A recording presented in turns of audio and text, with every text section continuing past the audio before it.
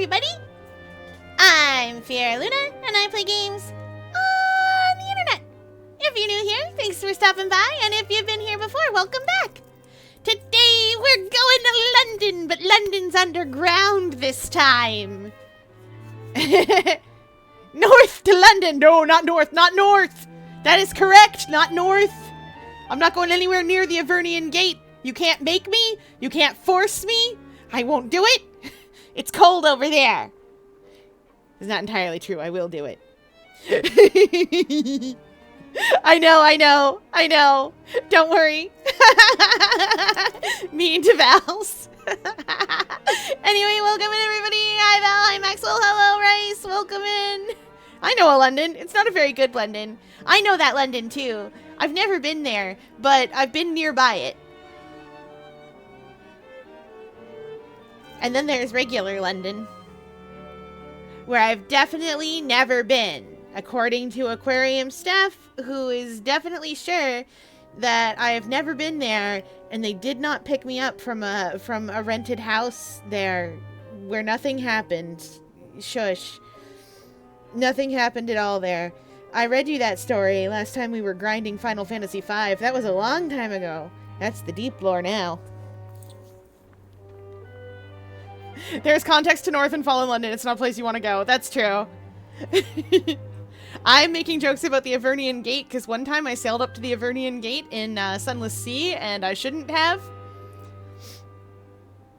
North is bad, east is unknown, south is where the nearby deity lives, and west is where hell is. Yeah, the Iron Republic!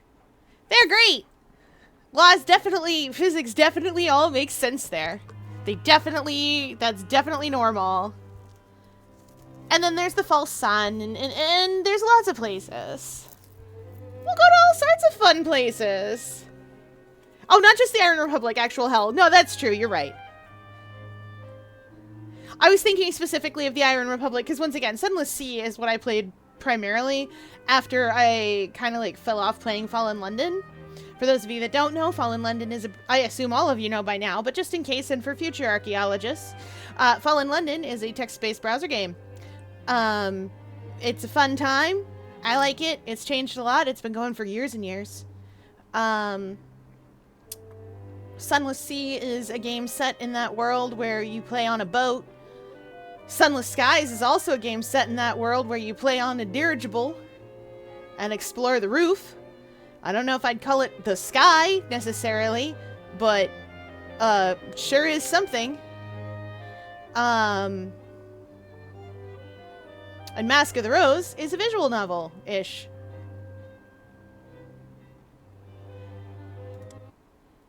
Your forced foray into Mask of the Rose is unlikely to end as happily as you might hope.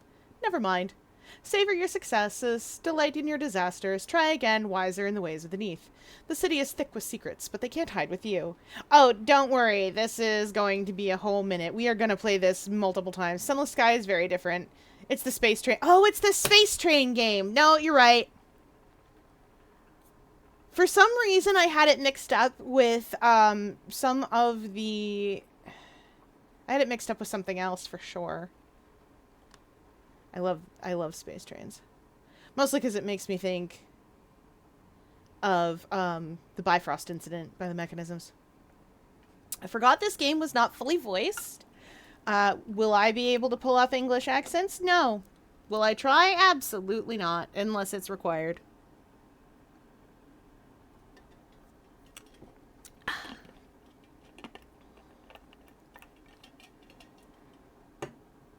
In February 1862, with no warning at all, London fell through the surface of the earth.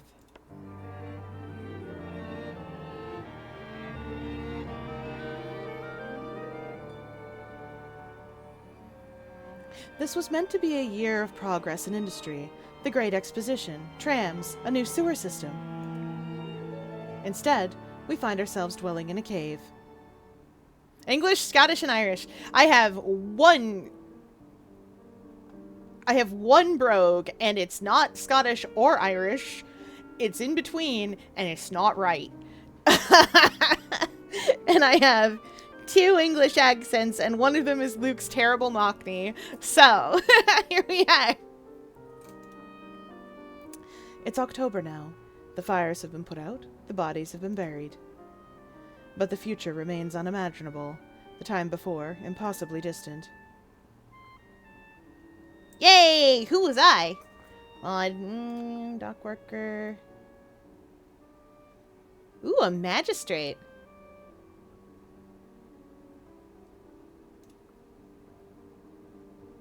The docks are allied with working class and criminals. Oh, I suppose I should read these out. Who were you? A dock worker's child. My father worked the docks unloading ships. My uncle was a sailor. We were on the right side of the law, but the same can always be said for our friends. The docks are allied with the working class and with criminals. A child of the gentry. My family had an estate on the surface. My father was a magistrate. That is unreachable now, of course. I had the bad fortune to be in London during the fall, and now there is no going back. But I do have a few connections here. And the landed gentry hobnob in high society and with the constabulary. That's the cops, in case you didn't know. A tailor! My family kept a tailoring shop with aspirations. We dressed our customers better than we dressed ourselves. Shopkeepers have contacts with society, but their own origins are more humble. They may also have some contacts among the artistically inclined. Oh, this is locked. You must complete the game in order to unlock this background for future playthroughs. A housebreaker's child. My father was a housebreaker. His father was a highwayman. We came down in the world, no longer doing our crimes on horseback, and then my father was arrested. Ooh, an undertaker! Oh, these are fun. My family were undertakers. We knew everything there was to know about procuring hearses, hiring mourners, and dressing a body. An arcane academic. Oh, that's... Ooh. I'm excited. We have to choose a real one, but I want to go through the ones that are locked. I studied esoteric writings, the hierarchies of spirits, the language of angels, the practical powers of creation. Alright, so we got dock worker, gentry, and tailor.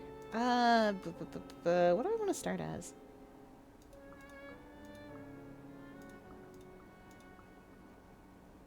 Hey, Fieri, you want to see a sketch? Yes! I feel... I am an ocean creature, and I live in an ocean-flavored place. We literally have the docks. I am too small to have done this, but we're gonna do it. I will turn my gaze upon it. I probably won't weep, unless that's the intended reaction. Oh no! Oh no, Dial! He's just waiting there, just patient. Baby. Anyway, we're gonna go with dock worker because I love criminals. Gonna be a crimbobble. And also, I'm bad at the high society things. You'd think I'd be good at them, but I'm not.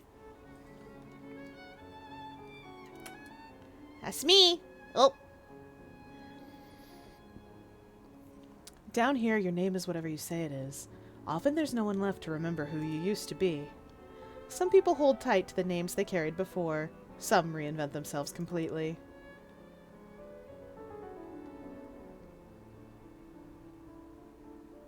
Hey! Adelaide! Adelaide Rothschild. Wait, did I call her Rothschild?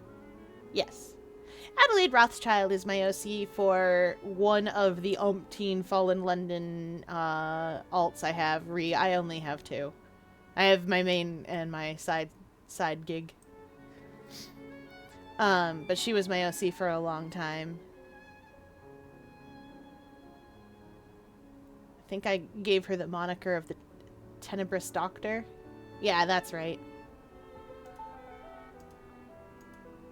Monsieur.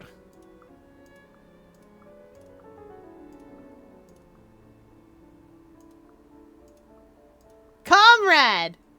Ooh, Captain's good. Let's go. I'm a dock worker. We're gonna be called Captain. Fun fact about this game, it does have options for being ace romantically, physically, or both. Sweet! Oh, Deirdre's such a nice name. Seamus.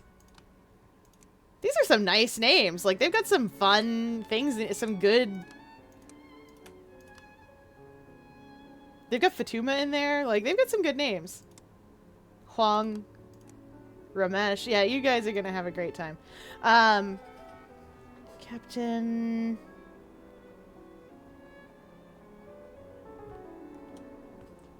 Emily.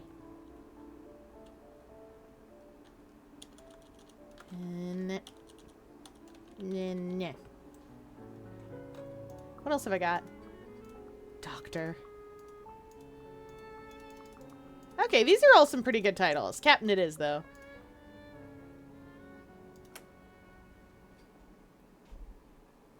It does. It looks very good so far. That's me. Emily to my friends, Captain to strangers.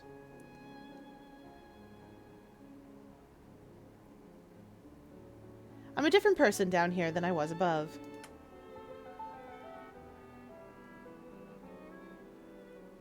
Chat, I need you to understand that cameos are the hardest part for me to choose.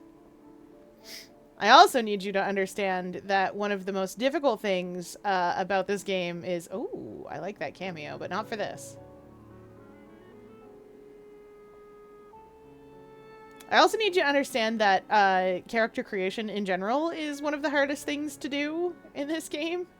Because there's so many good choices and I want to pick all of them. Let's go with you. Not calling myself Fier for Fallen London, because we're gonna die. We're gonna die a lot. We're gonna die so much. I will tell you, for those of you that are curious, that is the cameo that I would pick for Callahan if I was gonna drag him into Fallen London. In case anyone was wondering. And the cameo that, because the boys are always on the brain, he gets glasses eventually. He doesn't need them yet.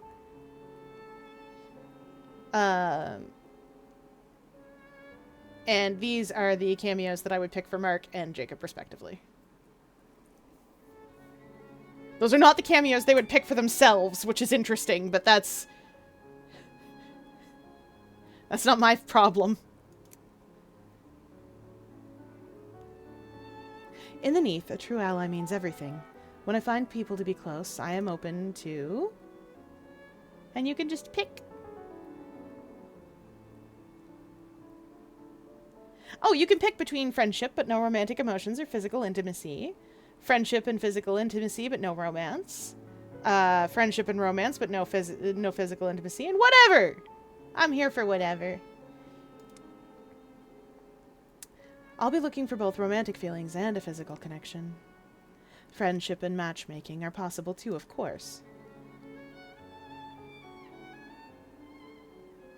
Heart's desire, passionate romance. Ha! Do whatever I want.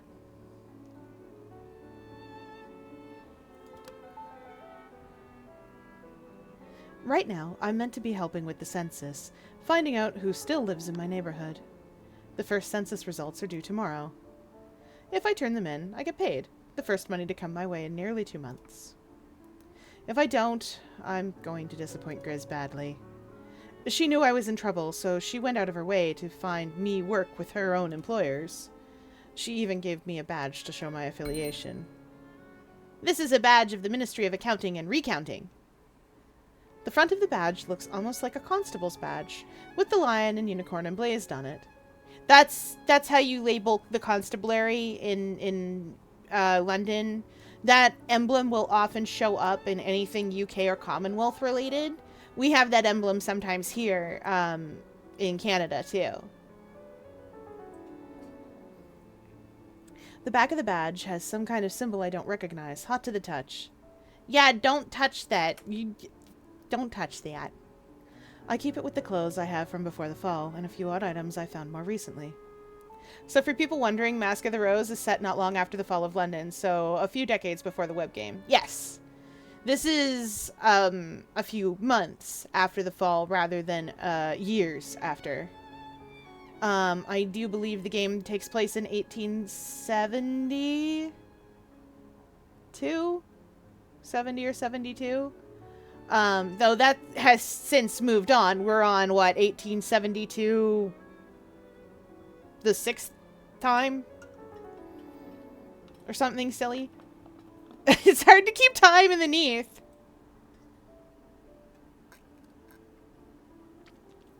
Oh, 1899-4. Yes, it is hard to keep time in the Neath. This game, it is, I believe, still 1862. Hey, Fier, yields. I knew a 4 once. You did! And they go, da-da-da-da-da, and then people are resurrected. Because the queen doesn't want a new century. Oh, yeah, that's completely reasonable. I understand. She can stay in her shuttered palace and pretend it's not happening. That's okay. Oh, man. What happens when we catch up? Can I get to the war? The war is not happening in this world. I keep it with the clothes I have from before the fall, and a few odd items I found more recently.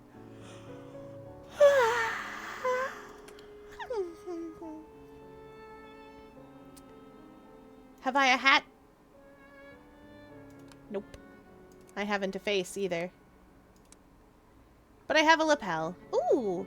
Fake but vibrant corsage. The most obvious thing about this flower is that it is extremely fake. Perfect for going out on the town, boasting and gallivanting. And this is the badge, which I need. And for my clothes. Brings all the merits of sailors, contempt for landlubbers and toffs, solidarity with one's own, and a rich vocabulary of insult and mockery.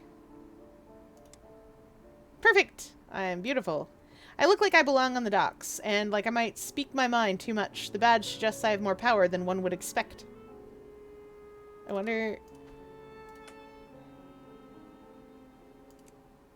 Okay. Fun. No, the war still might happen. Mr. Vales is pushing for it. Of course. Well, yeah. Yeah, no, that tracks. Mr. Vales would push for it. Anybody who's having a great time at the great game would want to push for it, too. We'll see. Welcome to your attic. From here you may explore the city, recall the past, change your outfit, and more as the story unfolds. The game will save each time you return here, indicated by this notification. Got it.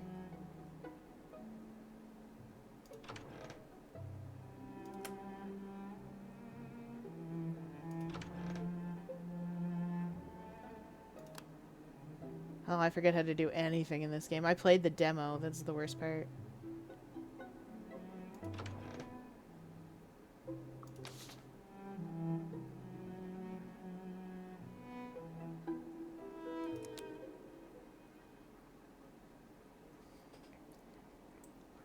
Ah, I thought you were up here.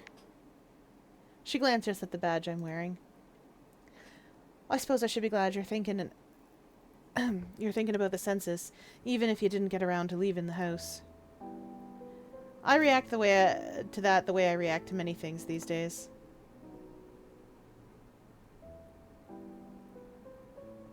I turned it into a joke. I thought I'd wait for a change in the weather. A lovely snow, perhaps. There's no sunshine down here. There are no yellow pea soup fogs. There's no rain, except occasionally a fine mist. Londoners lost half our topics of conversation when we fell. But London had, or will have in this case, its own war to worry about. Oh, yeah. Come tomorrow evening. We need to have at least a few census forms filled out. Or I'm going to be the one explaining to Mr. Page. No thanks! I would prefer no one have to explain anything to Mr. Pages. Thank you. And if that happens, I'm not going to help you with your employment prospects again. Completely understandable. Grizz works for the Ministry of Accounting and Recounting. It seems to agree with her. She wears trousers to work and comes home at all hours. It's very important to her, being taken seriously by these employers. The next thing I do is characteristic, too.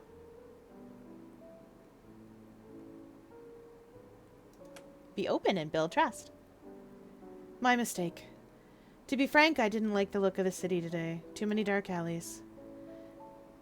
I will see we have something to turn in. You still have some time tomorrow. She gives me a hard look, as though she could stuff some integrity into a person just by glaring hard enough. What do you think of the questions? They're written in the most peculiar spiked handwriting, and there are punctures in the paper and in random spots. Admit I haven't read them. I haven't. I was gonna review them in the morning. By the refreshing dawn light. There's no dawn here. The light tomorrow morning will be exactly the same as it is now. The only difference is the angle of the hands of the clock. Here, try the questions on me. Say you've just knocked on my door, and I've come to answer it. Yes, what do you want? Introduce myself as an agent of the Ministry, showing my badge. Good evening. On behalf of the Ministry of Accounting and Recounting, I have a few questions. Oh, how lovely. I'm so grateful these ministries are looking after us.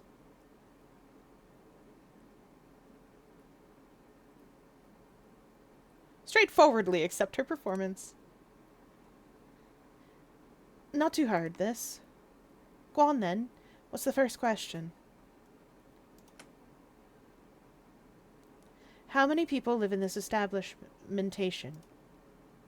Is that a word? Establishmentation?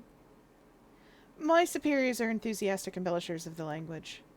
If you like, you can, translate into questions that are more likely to be understood. Right. How many people live in this establishment? 4. The landlady, Miss Horatia Chapman. No, wait. Yeah, no, that's right. I tried to pronounce that Portia for a second, like Hortia, but that's Horatia. Mrs. Horatia Chapman, a young man named Archibald Reed. Myself and a 4th character, very disreputable.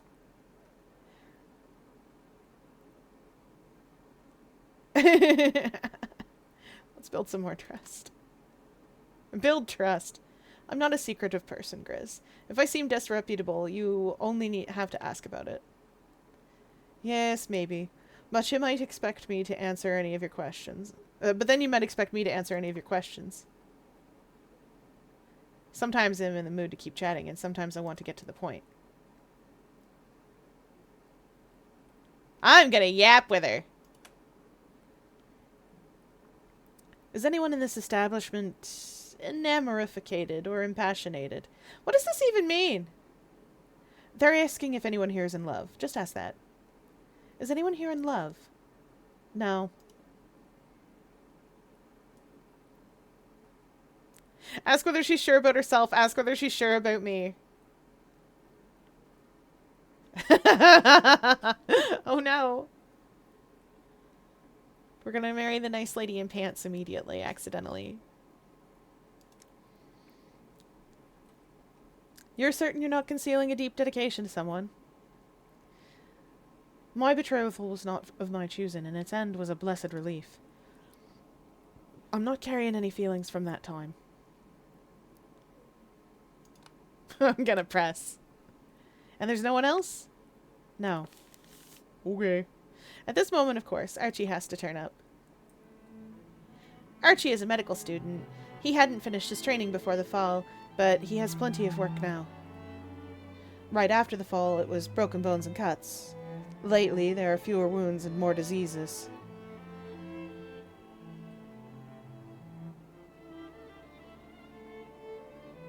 Oh, he actually needs a Scottish accent. Please understand that Archie should have a Scottish accent, and I don't know the first thing about that. We'll do what we can. 9 times out of 10, I default to Newfie. Fun fact, as you play Masks, several of these characters may be familiar to you from the main game or have shown up in it over the past few years. Yes, good! I doubt anyone will be particularly familiar to me because I've only got back into playing it over the last couple of days. And even then, I haven't played it as much as I thought I would. But, that said, chat, tell me about it when I run across somebody in the game. I like knowing. Not quite the knower. Like Val. Val is the knower of things. Oh, I wondered where you were.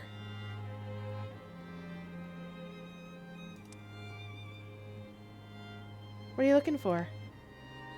There's something that needs explaining. Out I went this morning to visit a patient, and what do I find pasted up on the wall? He holds up a broadsheet.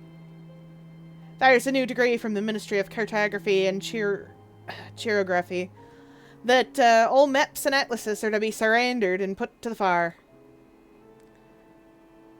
It's your folk making these rules, Grizz. But Grizz will later become the efficient commissioner. And Archie might be September. Oh! Oh. I do know Grizz.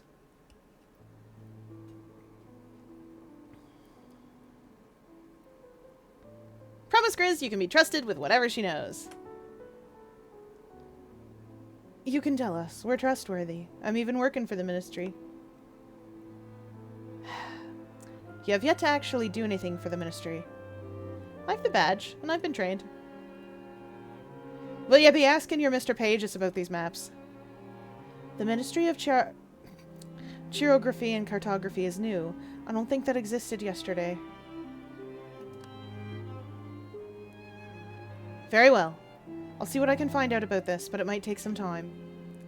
Emily, please do collect at least a few census forms by tomorrow, from whatever Londoners you're able to find. At the end of the day, I'll find you, and we can take them to Mr. Pages together. Okay. She gives me a long look before she goes. I will. Next time I'll come in without knocking. Might be I'll cough a few times so the two of you can separate. Oh, sorry. I'll not come in without knocking.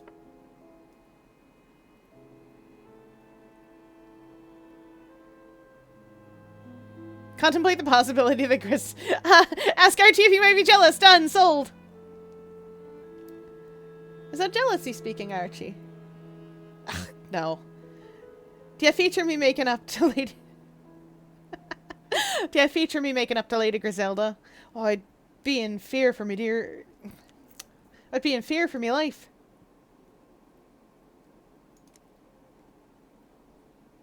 How are you holding up? You've cheered me up a sight, I'll give you that. I don't like to think what happens if we can't escape back to where we came from. But I've been at work on the senses. I've been at work on some concoctions of my own, and I do have hopes of those. Medicines to make up for what we cannot get from above. Grizz has me gathering census pages for the ministry. Aye, Grizz told me it was some such thing. Continue being quite open. I've heard all sorts of stories, so I doubt you will shock me. Indeed. You don't look like your heart is gladdened by true love, but I might have missed the signs. Are you engaged? Promised? I wouldn't say it's gone quite that far.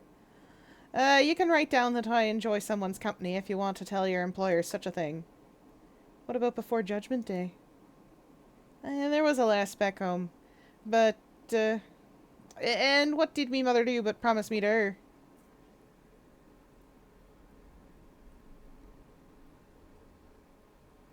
Go on. That sounds like a tale. What happened? It's not so uncommon, I think. Me mother was friends with this lass's parents. They were getting on in years, and her not married, and of course the whole village knew her business. So me mother said she'd fix it up between us next time I were home. But I've not been back since. Seemed to me I ought to wait till I was finished with my studies. Might have a better look to it.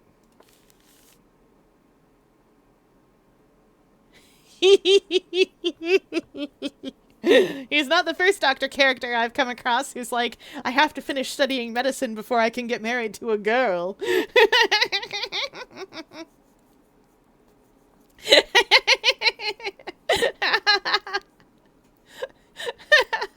I wasn't even necessarily thinking about the Blorbos this time, but that said, the Blorbos this time.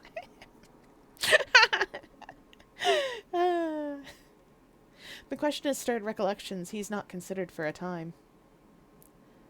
Is it bad to say I've not much thought of her since? She has very even teeth.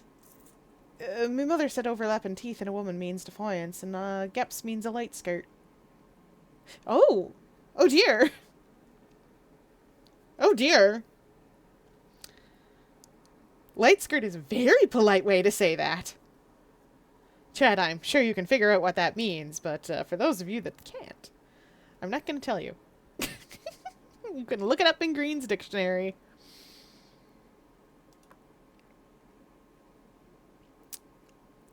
Laugh. I snicker. There are stranger theories I heard in the medical lecture hall, and plenty of constables who thought we'd catch the criminals that road. I flirting with everybody today. But I'm much more interested in his work.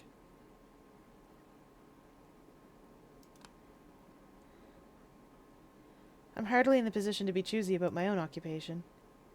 Oh, I see. Is your income all from seeing patients these days? Archie speaks quite openly. I did sell off a couple of me old atlases just today. Censored maps sell for a good price if you know the right buyer. Ferrets, vermin, or eradication takes in more than just rats. If I'd met the like of you in Scotland, I might never have come to London. You can be mean. You can... Oh! Oh, there's so many! So many options!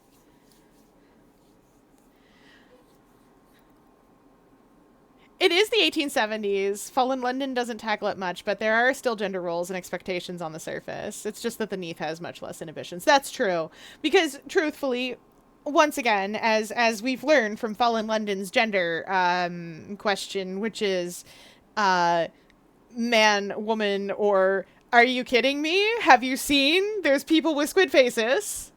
And you're asking me about my gender? I think we have more important things to worry about than my gender presentation. Look, there's talking rats. Come on. My gender is not the important part of me. My gender isn't even the important part of this situation. We are all in the Neath, good sir.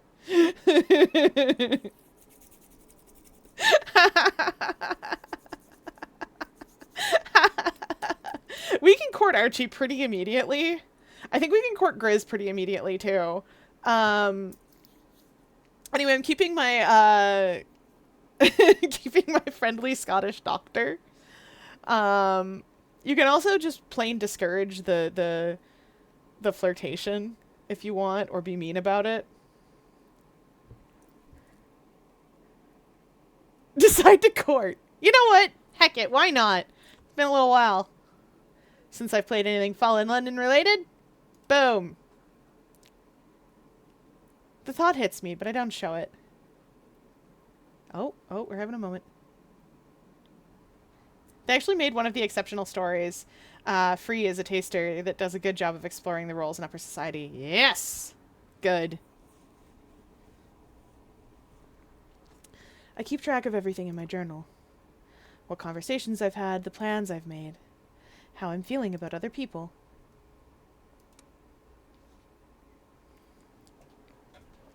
I have 2 census pages, which is a good start. Here we are. It's been 259 days since the fall. My goals are to deliver a filled census form to Pages, conduct more census interviews, and tomorrow evening with Grizz will take me to see Pages. That's me. Relationship, my witty and confiding self. Here we are. My views on the life of the Neath are still forming. That makes sense, because we still haven't done enough to know. Day minus 124, pre-fall, moved into Chapman's. Day 150, fall summer. 50th consecutive day not leaving the attic. Oh, honey. Day 220, confessions. Ask Grizz to help me find work. Oh. Adorable flirt. Oh, that's our relation. Archibald Reed, seller of contraband goods to finance his medical charity. Boards with Horatia. His mum has a nice girl for him back home. Day -1, pre-fall. I've known Archie since shortly before the fall. 259 Confessions. Archie joked about my feelings for Grizz. I finished taking the census with Archie. I realized I have feelings for Archie. Happily, I believe I've kept the reflection to myself. Things are heating up.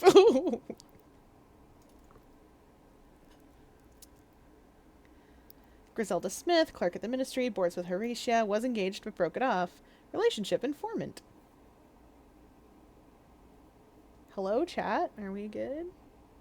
Sorry, OBS is having a moment. Day -15, pre-fall. Grizz moved into Chapman's a short while before the fall. She wore gowns back then. And here we are, 259. Oh, we don't know Harjeet yet, but we will. We'll know Harjeet Singh. The one to ask when I get lost or think I might be going to get lost. Day 0, mid-apocalypse. I first remember Harjeet from the night of the fall, when he was patrolling the neighborhood. We will see a flashback to that, potentially. I might have accidentally skipped it. I played the demo for this game, you see. Horatia Chapman. Landlady. I still owe her back rent. Oh, no. Day -124 pre-fall. I moved into Horatia. She gave me a good room and a stern speech about conduct in her house. Day 0, mid-apocalypse. We lived through the night of the fall in Horatia's basement. She looked after all her lodgers since. That's nice. Not sure about Harjeet and Modern Fall in London. Could be around, still be around, but I'm not sure. You can get a stone bust of them, though. Oh, neat. He's a constable. Oh, and of course the log I can go and check. I can go and check the things that we've done and said. That's nice.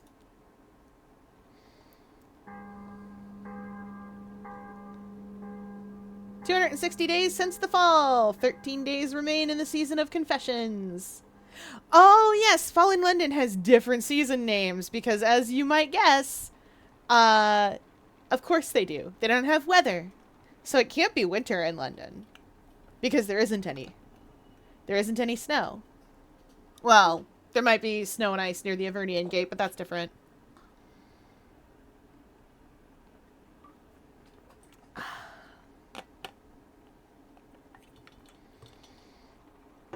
Okay, we can do this.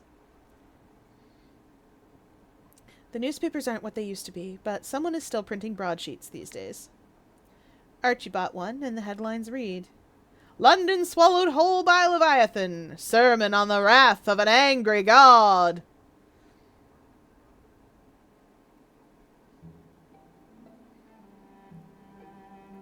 Relive the fall of London. This will not cause time to pass. I'm always reliving London's last night on the surface. I try to put it out of my head, but it's still there. The dimming of the sun at 3 in the afternoon, the sky turning the color of rust, and all of that. The horrible bang and the cloud of dust from the direction of Westminster, the tolling of the bells.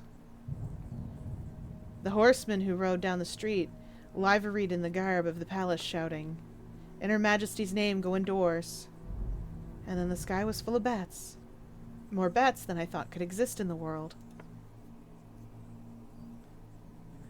Wheeling, shrieking, defecating.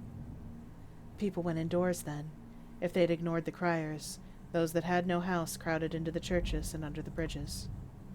Even now I don't understand.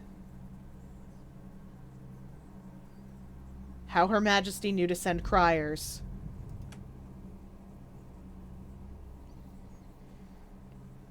The palace had been shuttered since that day. The royal family do not emerge. Surely, if they had known this was coming, they would have departed London. It was only the city that fell. The rest of England, we assume, remains above. It does.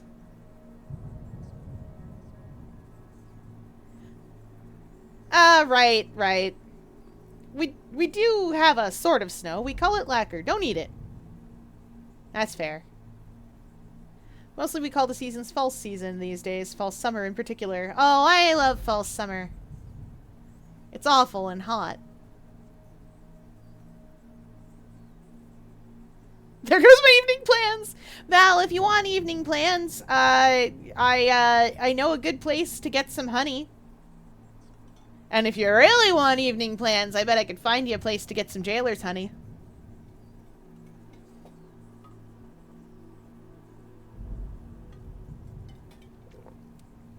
Just don't have too much of it. I didn't have to learn that the hard way, but don't have too much of it.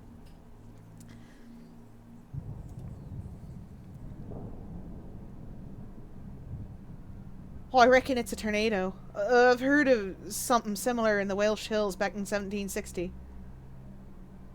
Now light in the sky and a noise like a thunderclap. That's no tornado, love. It's a plague of Egypt.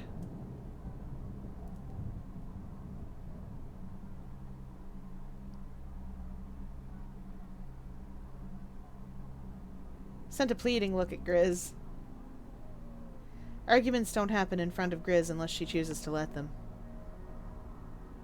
The Great Stink seemed like a supernatural visitation at the time, and there are perfectly scientific explanations for that.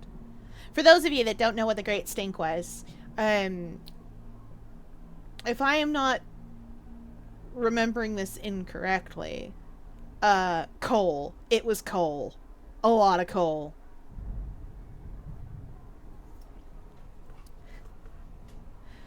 You'll see Lacquer in less than a week, actually. Advent and Saxmas begin on December 1st. Oh, boy! Val, you will have plans! Don't eat it. Don't eat the snow. Could be anything. So it was, too. Problems with the pipes, my eye. My mother always said it was a judgment on London. Then the ground shook again. I believe we can blame Mrs. Basilget's excavations, digging about under London, causing seismic disturbance. And what did he find down there but a cave of 3 million bets? Is that what you reckon? There are stranger things beneath London. Oh, no, that Great Stink. I'm thinking of a different thing, and that didn't happen until the 1950s. That was the fog. Wow, my history of London is bad. To be fair, though, I do not live in London. I live very far away.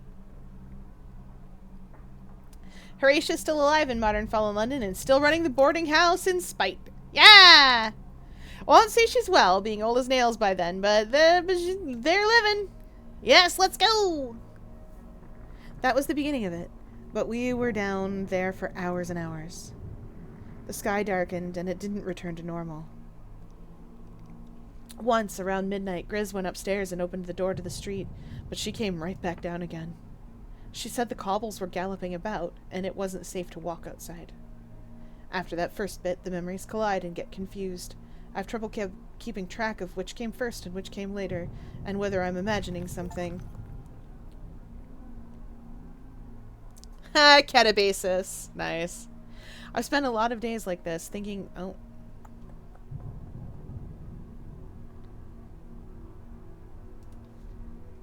Beep, beep. I've spent a lot of days like this, thinking back, trying to piece together the bits of the puzzle. As if I could realize something that would make sense of it all.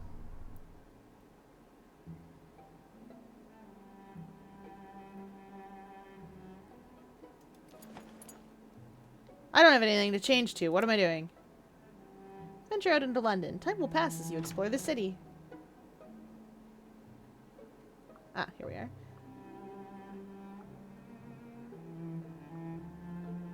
I have things to do in the boarding house?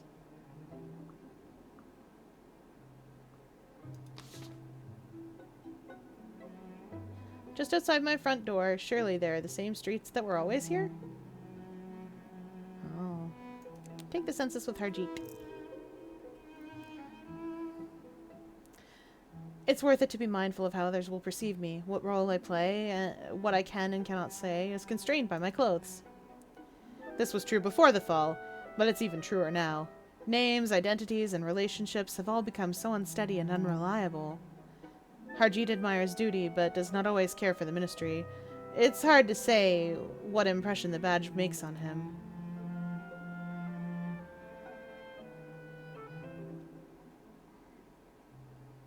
I don't have anything to change into. We'll go for it. I'll talk my way out of it. The streets outside Mrs. Chapman's are not easy. Thanks to my family history, I know where to find the immigrant neighborhoods of London. Ooh! Tenterground Synagogue! Oh! An old synagogue and one that weathered the fall very well. Oh. I'm glad I know my way around. But whenever I need to find more of them, it's Harjeet who helps me.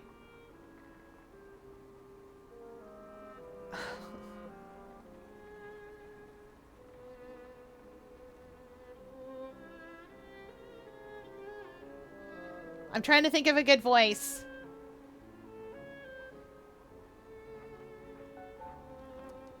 I have something for you if you want it. He produces a near-new Admiral's hat in perfectly good condition.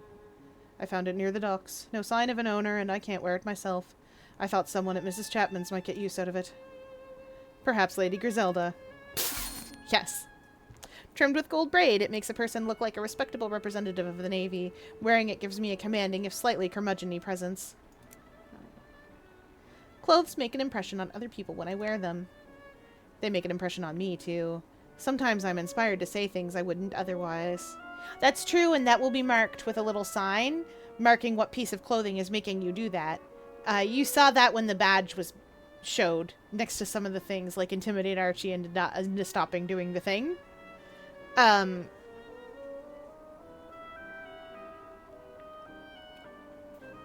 London, I don't believe, showed it expressly, or it didn't. I don't think it shows it expressly, but certain things require you to have a certain amount of skill in a trait, or a certain piece of clothing, and certain pieces of clothing will enhance your traits. I have stuff on in my current main game that make me respectable and also terrifying to be around. I don't remember the exact traits. I also have things on that make me very watchful and very sneaky. I'm so stealthy. Yeah, that tracks for you. Yes. I'm great. I'm great. Just trust me on this. Dreaded, bizarre, and respectable. I am bizarre. I am respectable and dreaded. That's what I am. Cause I'm dressed all fancy like. Cause every time I do anything in Fallen London, I'm immediately like, I must dress as in the most fancy suit and accoutrements as possible. I must be the fanciest looking person who ever walked these streets. And so I am. I like to think I carry a sword. Because the thing that the most memorable little story plot thing I did was a bunch of sword fights. Can't remember the name of the storyline type dealy bop, but I did a bunch of sword fights and I won them all. I win at swords.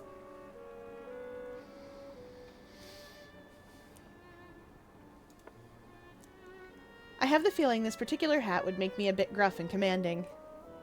Black Ribbon Society, I believe. Very likely. I don't remember the exact details, but I remember I got into a bunch of sword fights, and they were not all at...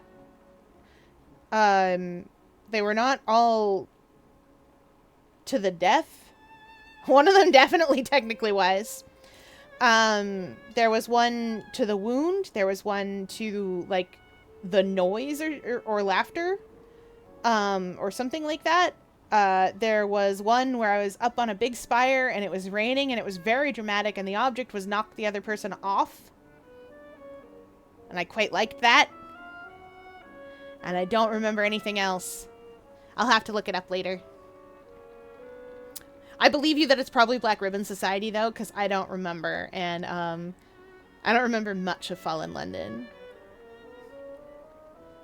I have the feeling that this particular hat would make me a bit gruff and commanding. I don't want to put the hat on my head. Mutter ungraciously, influenced by the hat. Take the hat off again.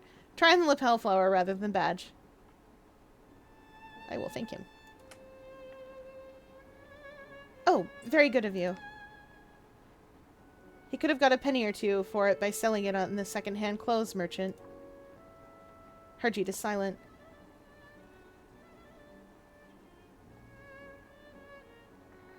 I will simply state that I have questions. I do not need to tell people I'm working for the ministry all the time. And I know he doesn't like it. I wanted to ask you a few things. Harjeet looks unsatisfied by that explanation. They're not very difficult questions. Harjeet looks out of sorts. London was determined to collect everyone's name before the fall.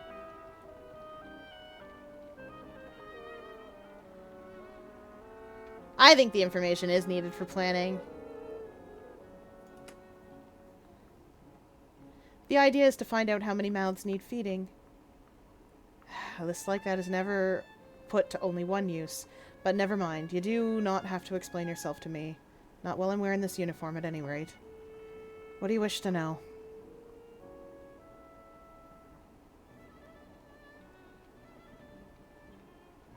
I'll make it clear this is for the census, but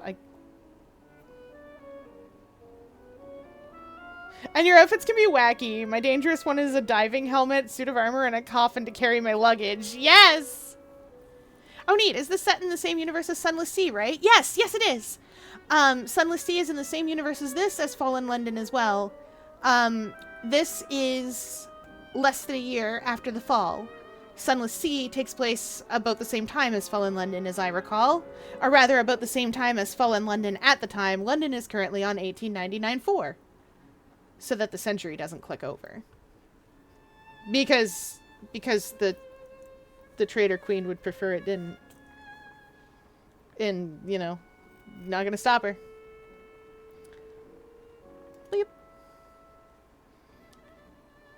Do you live alone? I live alone for the moment.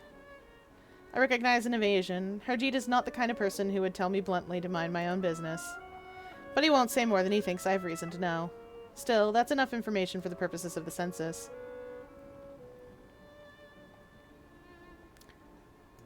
This one I'm going to ask, making it clear it's for the census. What should I put down about your romantic attachments? For the census, that is. It's not a matter I would explain to most people. You and I have known one another for some time, however. I think if you would hear me out kindly, but if you would rather not carry my secrets...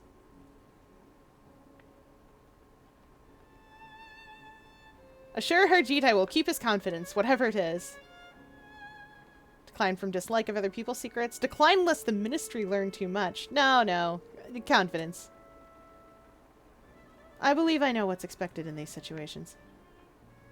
Well, even before the fall, I would not have married.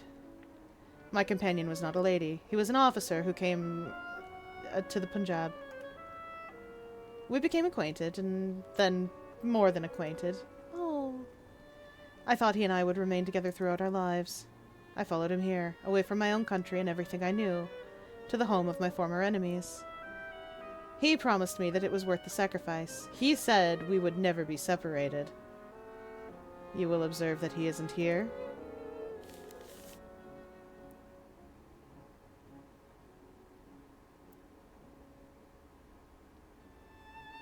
Oh, no. We're not laughing at his misfortune. That's mean. Oh, that reminds me. I have some logs for the past few story-rich seasonal events. Outside of that, the Wazwood and Parabola lets you replay them. Oh. Oh. Honestly, I've seen so much worse lately, but I would like to distract this nice man. I nod sympathetically. I allow an appropriate interval to pass. Then I tell the one about the fungal rat. There's a short silence. How's the neighborhood doing? All well on the streets? Every day I can walk a little further without getting lost, but sometimes I lose a place again. Do you recall the second-hand clothes man who used to be around the corner? Yes, I do, because I was thinking about it with the hat. At first I thought the shop was destroyed. But it's moved 2 streets away now. The whole building. Calmly accept that a shop in our neighborhood moved locations. Yeah, that's normal. Right you are. I believe you. You can take my word for it. I should be on my way. It doesn't help to watch the same place for too long.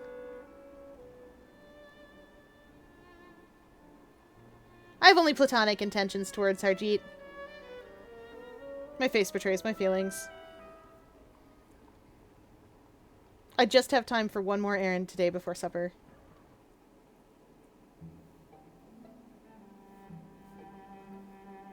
I'd like to change my outfit and take off my silly hat.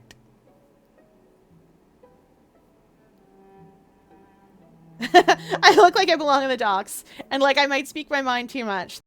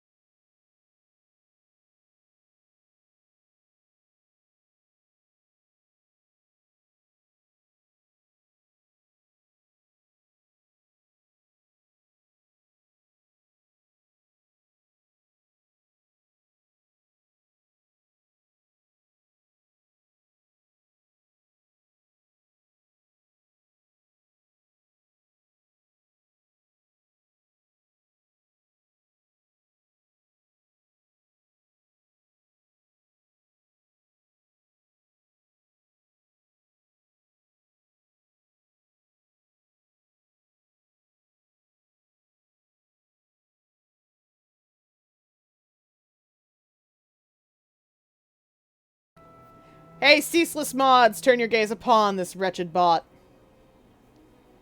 And also, good job. I'll keep my introduction reasonable, simple. Emily. David and Rachel Landau. Rachel is my sister. What can we do for you? Explain that I'm working for the Ministry on the census. The Ministry of Accounting and Recounting have asked me to work on the census. I see. I'll answer your questions, Captain, if you answer mine. Call it character research. Are you having peculiar dreams down here?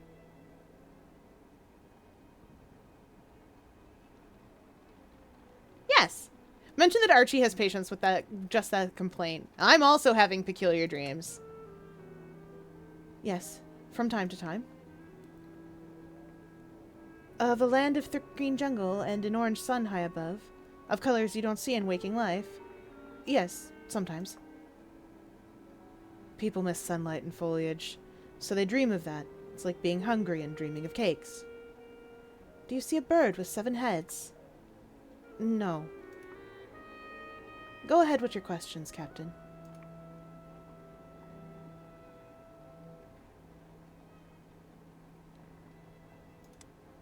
Rachel did say she'd answer my questions. Try and establish some trust. We'll give it a shot. I live in a lodging house with a few fellow lodgers, and I'm always curious about how others have managed. I see. Who else lives in your household? Rachel answers me quite frankly. Our home contains myself, my brother, and our housekeeper. It isn't a grand establishment. We had another housekeeper for many years, but she passed away, and Phoebe, our servant, had lost her place with a neighbor of ours.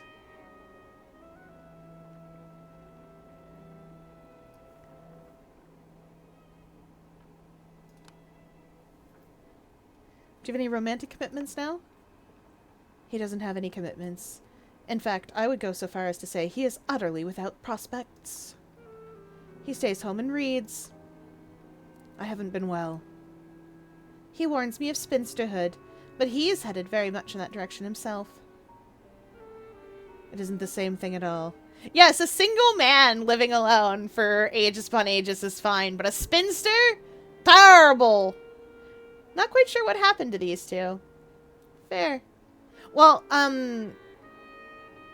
doesn't Rachel get straight up murdered in this game? Isn't that one of the plots you can follow? I feel like it is. I feel like it was in the demo anyway. You'll see. Fair enough. I agree. It isn't. I have my work to support myself. My sister is a famous authoress. Serialized in the Lily of London, if you can believe it. But what's become of your funds since the fall? You'll have to marry if you don't mean to end your days a pauper, brother. I'll rely on you to support me in my failing years, sister.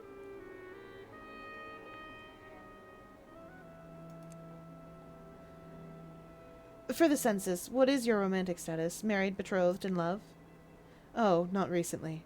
I was in love once, or so I imagined. Charlotte Carringham. She and David had an understanding. She converted in any case. Oh! Oh, no! Becoming Christian suited her social aspirations. Oh, honey. Oh, I am so sorry. Though that said, one of the funniest jokes I know ends with, fellas, you won't believe what happened.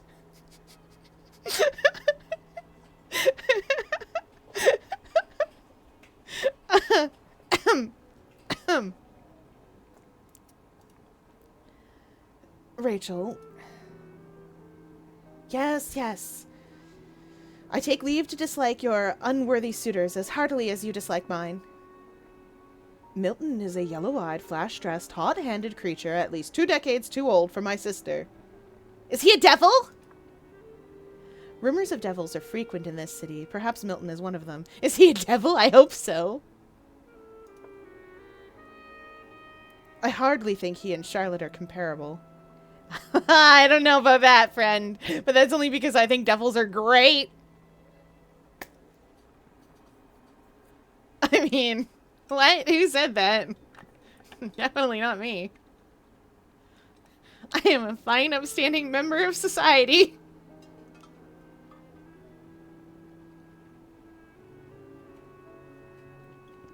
Who would never cavort with devils. Fear saved me. I can't do light. Yes, you can. You're so good at it.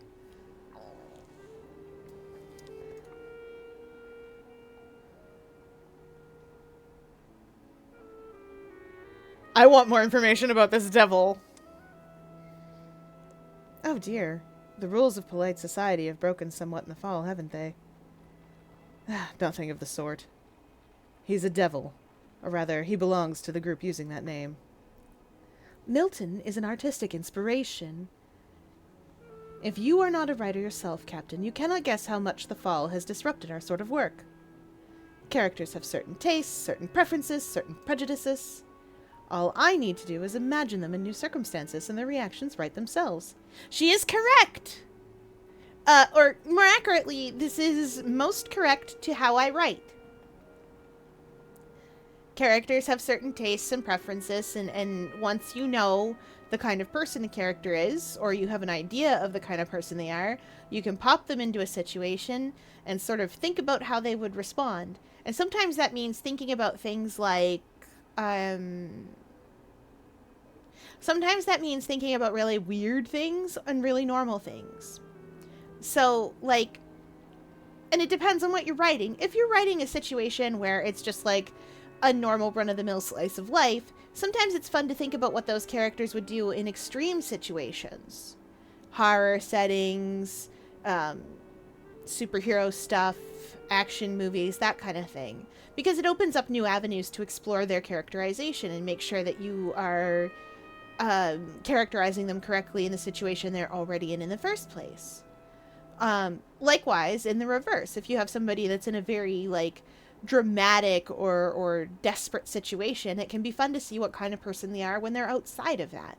So, you know, that's how you get the traditional fan fiction situation of Flower Shop AU for the horror protagonist, and horror AU for the flower shop for the flower shop owner protag. I like to do that with my own characters because I think it's interesting to figure out the sort of people they would be under certain circumstances. So, like, I'm writing a bunch of superheroes right now, but the thing that takes me most isn't the fun, bombastic superhero fights. It's things like, hey, when you are practicing, when you are showing off that you can hit anything with anything, can you please not bank a thing off of the fine china to hit a more different thing? Thanks. It hurts the plates. Things like, no, I don't want to have dinner with your friends. They're loud and obnoxious and I don't like them. And also, they use their powers flagrantly and ridiculously, and somebody's going to get hurt.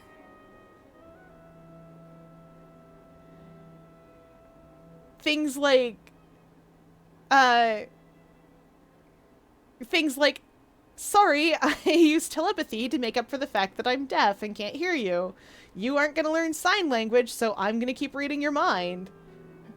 And the arguments that ensue from that. Stuff like that. Whereas, if I'm writing something a bit more, shall we say, normal, I like to give those characters fun, cool things to be able to do. And of course, there's the old standby of zombie apocalypse, my beloved. I would like telepathy. Talking is weird. That gives me an idea. Cupid, what do you mean you want to be a telepath? Meanwhile, Teo Francesco, telepath, being like, you can try it out for a little while. I can technically grant other people that skill, sort of. It has to go through me as a medium, sort of like listening to the radio, but I can show you what it's like. I don't want to be a telepath anymore. Literally 2 hours later, I don't want it. Loud. That gave me an idea. I'm gonna write that later. Sorry, I got distracted by Rachel being a writer and saying things. But now, we've all been at least a little bit cracked by the fall. How does anyone behave? Who can say? You always said you wrote from observation. You can still observe. Well, since the fall, there's no pattern in what I see. It is only home that makes sense to me, and I cannot make my whole novel about a brother and sister lighting candles at Shabbat. Oh, that's true. I'm glad you have the routine of Shabbos to keep you company, or on track.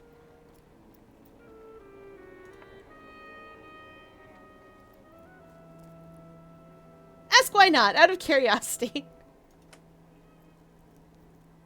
Why not? Oh, my publisher wouldn't tolerate it.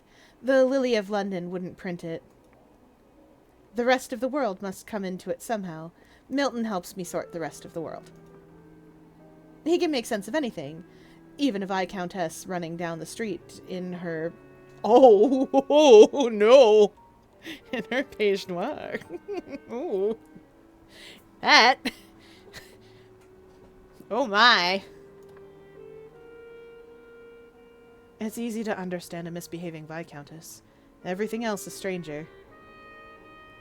Page noir is a very fancy way to say her, like, nighttime undergarments. Not quite lingerie, not quite loungewear.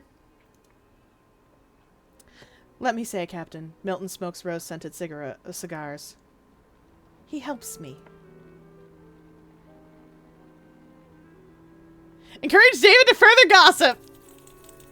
Gossip with me, man! I love it. I love it. Goodness, really? Milton quotes poetry instead of making conversation. What does that signify? Milton carries in his breast pocket a jar of honey with a tiny spoon. Oh! Oh! Oh! For those of you that might not know the implications of this situation, in London there's such a thing as honey. Now, honey in the Neath is a little bit different than honey anywhere else. I made a joke about it earlier, but honey in the Neath, is,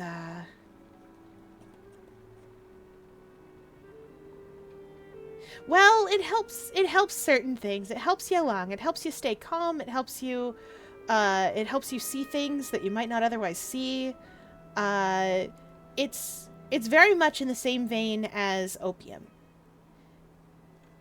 Now, there is another thing in the Neath called jailer's honey. You'll know it because it's red. Jailer's honey. But if it was real, we'd call it a drug. Absolutely. Now, jailer's honey is something that lets you go into other people's honey drug dreams. More or less. So you have to be careful. Very careful indeed.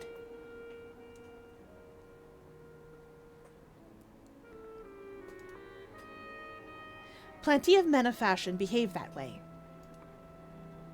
I go on with the census.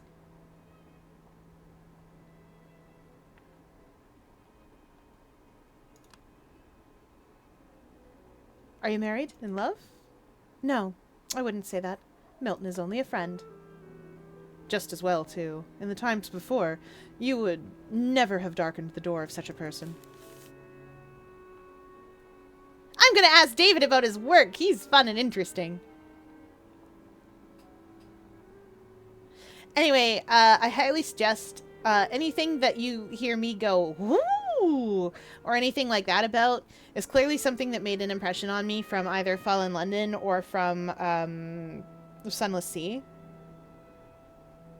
So I highly suggest wikiing it, because I am not always going to remember what it was exactly that made such an impression on me. And a lot of times, because it's been so long since I've played the games, but I love them deeply anyway, I'm not going to have exact details.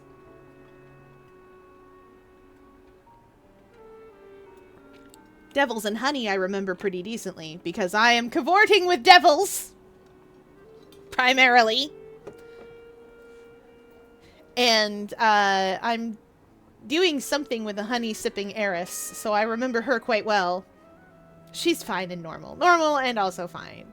And definitely fine. We'll solve her problems for her. It's fine.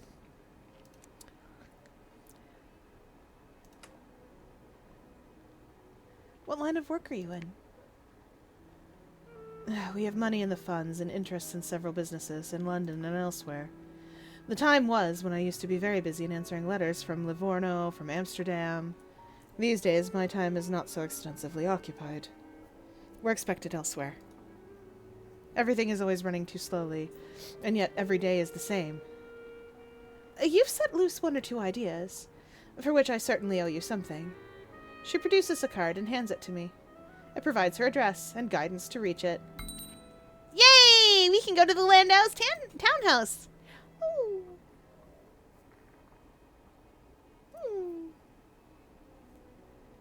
Pretty.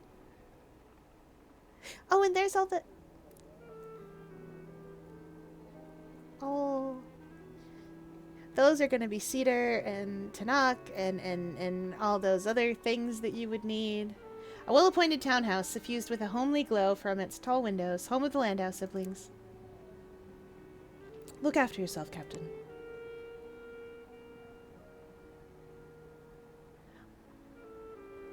I don't know. I think I want to court Archie. I feel like I'm going to have only platonic intentions for a lot of these folks. My face betrays my feelings.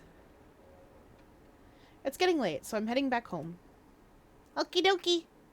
Forgot to take Rachel's census information.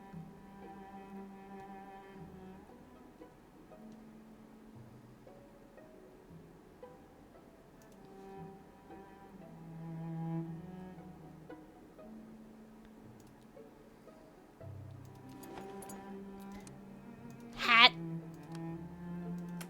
I'm an admiral now.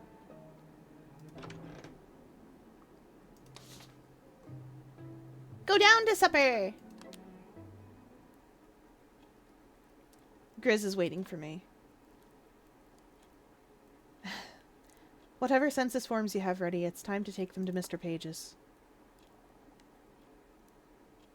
Ask if we couldn't have supper instead. Now? I'm famished. Mr. Page's has been expecting these all day. He's eager to see what you've made of the collection. Once I've shown you how to reach the ministry, you can come back on your own and turn in others. With luck, Mr. Page's will decide to keep you on. With even more luck, he won't mind being asked about the ministry of... Oh, I never get this right on the first try. Chirography and cartography. With that, she leads me outside and down a side street that is no longer named. We tack through the city like a sailboat beating up wind. We never go straight at the bazaar. More often than not, it's hidden by some intervening roof, alternating starboard and port. Oh, 'cause I'm a sailor. But every time I look up, it stands closer.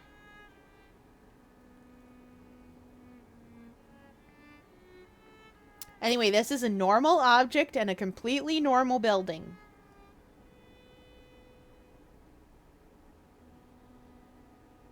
Definitely totally normal, nothing weird to see here. Finally, we find ourselves standing in its shadows under its walls. Before us is a low door that once, I think, belonged to a solicitor's office. Grizz takes out a key, made of something other than metal, and unlocks that door. Mind the pile of papers. I've already sorted them 3 times. Mr. Page's is very particular about the ordering of documents. Now, where's he gone? Usually he's here by this time of day. Oh, yep, yep. Hello. Hello, sir. I haven't discovered what voice I want to use for these fellas yet. Understand that I say fellas because they are all addressed as Mr. I've never seen their faces, and no one has. They're definitely normal people. There you are, sir. We were just coming to bring you the census documents. First installment of many, I'm sure. There's a tone in her voice, somewhere between fondness and a nanny guiding an untutored child. Ignore the mood between them. Don't. No, I would like to leave alive. I will simply ignore this. That's fine. Mr. Page's, may I present Emily? Emily, this is Mr. Page's. The whole Ministry of Accountant and Recountant is under Mr. Page's direction. Stand well back and make no sudden moves. To be fair, that is my initial reaction, but I will acknowledge the introduction, and I will express gratitude for the job. Thank you very much for offering me employment. The opportunities in London aren't what they used to be. Oh, right, I forgot. If I'm voicing Mr. Pages, he and all the others have some interesting ways of speaking. See if we can find giant man bat. I think we might need the voice I used for the king. Oh no. Chad, I don't know if I can get to being complaining about Boston Cream and also a bright one. Oh. If I ever play through in Stars in Time again, I will make an effort to give everybody different accents.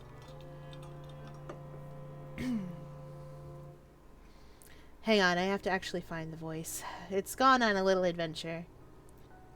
The masters are notoriously high-pitched. Oh, you're right! I need a different voice. I need something closer to, like, a Skeletor, then. Or a Starscream in certain places. You're right, they are notoriously high-pitched. On account of... they're totally normal people. Definitely totally normal. And nothing to do with bats whatsoever. 100%.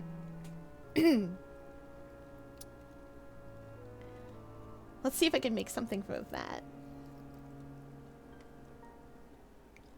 I'm notoriously high-pitched. I can do it. Definitely not giant space bats. Exactly, not giant space bats.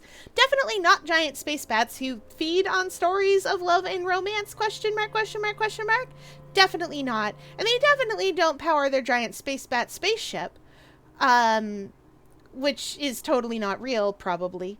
They definitely don't power that with stories of love and romance. That would be weird. It's definitely unrelated to the Avernian Gate. They're not space... They would never be space bats. Wait, there it is! Bats! Yeah! Maybe.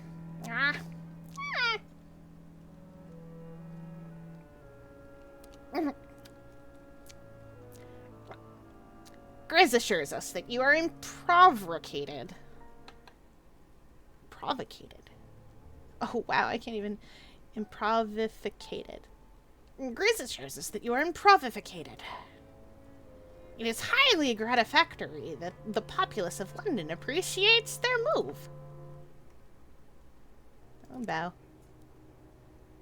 With the very powerful, one must align oneself carefully. What have you brought us? A lot.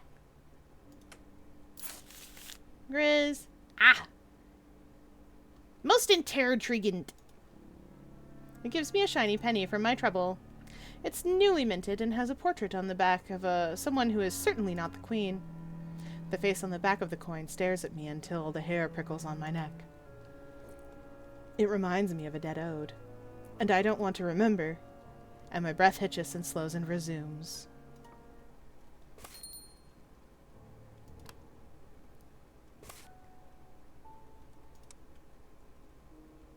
Pages turns the papers over carefully. There's nothing interesting in there, I promise. It's all exactly as I told you before. Expectated. What else is there?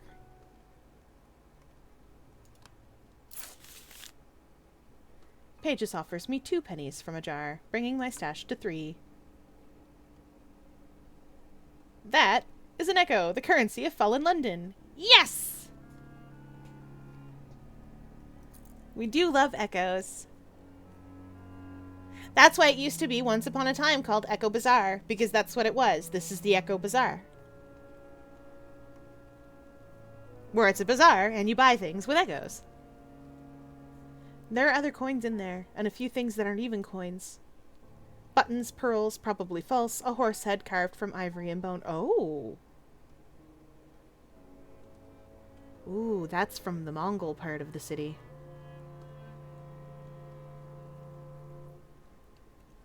The first city had 2 trees. The second city had horses. No, I'm being silly. I'm mixing up their order. The Mongol city is like 4th. I vaguely remember all the different cities.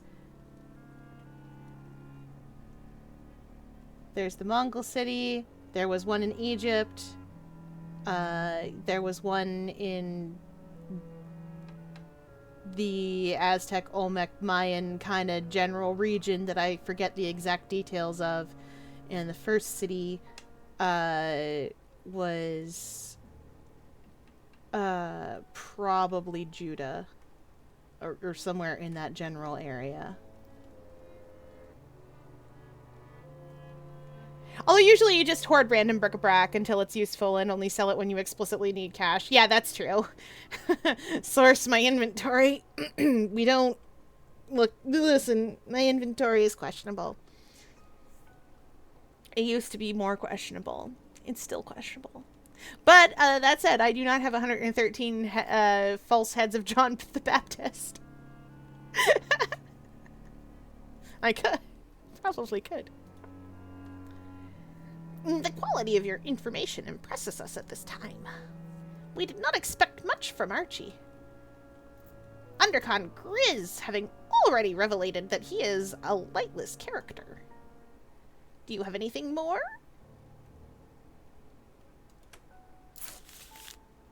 Mr. Pages takes the census page eagerly and spends some time scanning it. Whatever it finds, it considers impressive enough to offer us 2 pennies. But it is, I think, disappointed all the same. There is something it is looking for that it cannot find. Can we say that the story is finished? While the lover has not returned, another chaptering is imaginable. Do you have anything more? Oh, it's right. It's like, oh no, that man is in love. Could be Beck. First city was Babylonia. Yes. Second city was Egyptian. Third was Mayan. Fourth was Mongolian. Fifth is London. Sixth, we don't know. And seventh might be Berlin. Paris for sixth, though. Oh. How do we know the seventh might be Berlin? I didn't know we knew there was a seventh city. It's been a long time, though, so. And I know when we hit 7, we're done. I admit I'd like it to be Berlin.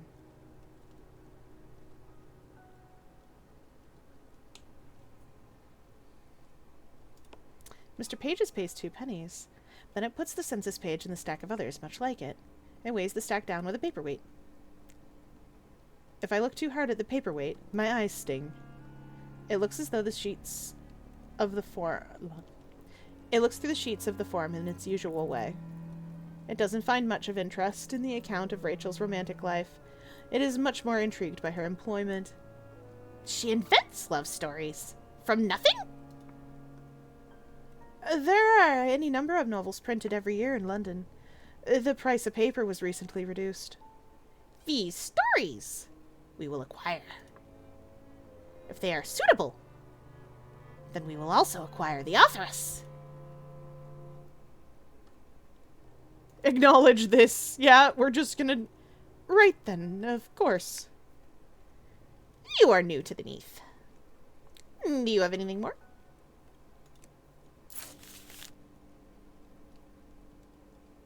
I can take my penny without flinching under its stare. It seems he cares for his sister more than any other. Nonetheless, his affections are prolific. There's some promise in that. The business of the census is done for now. Perhaps I've earned a question. I'm not asking anything today. We're leaving. I could ask why the maps need to be outlawed.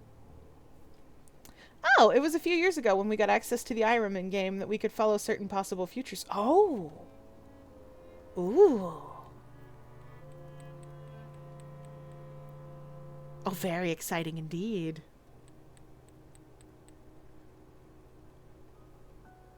So it doesn't have to be. It's only a possible future, but oh. Love it. You'll get to it eventually. Yes! Excellent!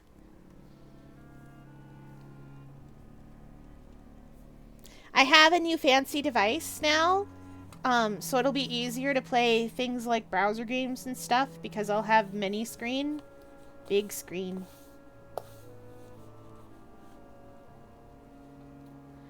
We could also get tier 2 destinies from Irem. Oh!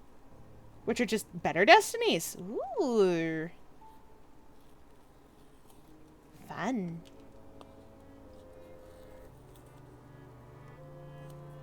Oh, I'm excited. I'm excited to get back at this. I want to ask why maps are to be outlawed, but I also want to be alive tomorrow, so I think we'll go. Grizz accompanies me out yet again when it's time to go. She makes a couple of remarks about how useful this will be, though she stops short of asking whether I'm in debt to Horatia. I haven't forgotten, though. Pay Horatia half of my back rent. How much do I owe? As we make our way back to Horatia's, Grizz asks me what I think of Mr. Pages. She tries to make it sound like an idly curious question.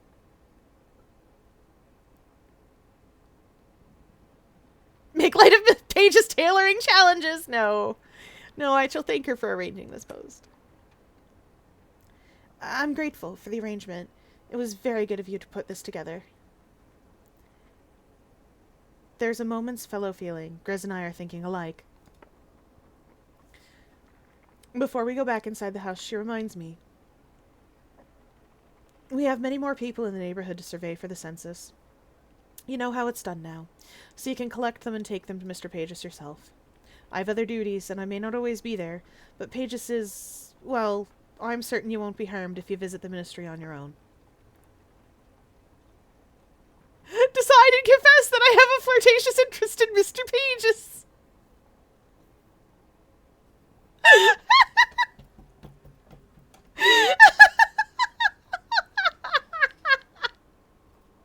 Oh, that is how you get it writing. That is how you get Mr. Pages writing your name in his book with one hand. That's what happens there. Fallen London knows its audience. Yes, they do. Fier, we are not doing that. Oh my god. Fier! Trust me when I say that Mr. Pages writing your name in his book with one hand instead of two is bad.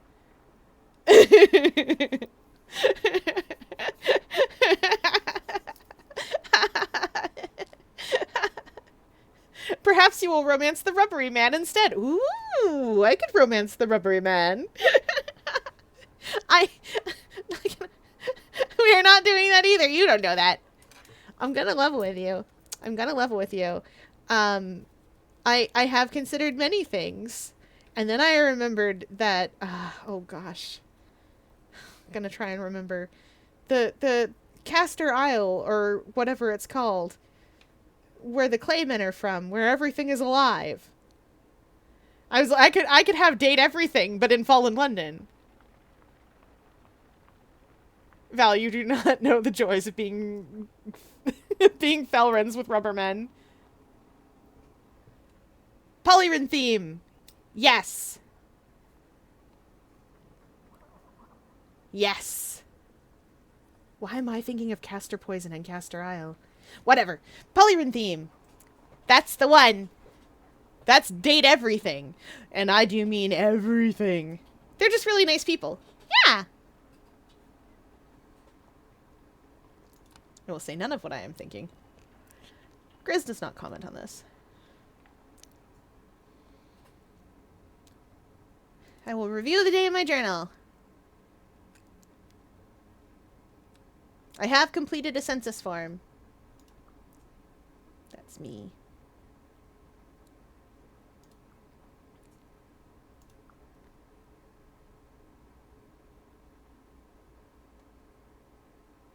Ooh, I persuaded David to obey me on behalf of the ministry. Relationship. Fan! He's a city man. Loved Charlotte before she became Lady Carringham. I'm so sorry, honey. It sucks. Was engaged, but broke it off. That's Grizz, Horatia, Mr. Pages. Mr. Pages, master of the bazaar. Relationship, employer. I don't have anything in mind for us. I made the acquaintance of Mr. Pages. It is very tall. And very normal. We know each other only by repute. I haven't met Phoebe yet.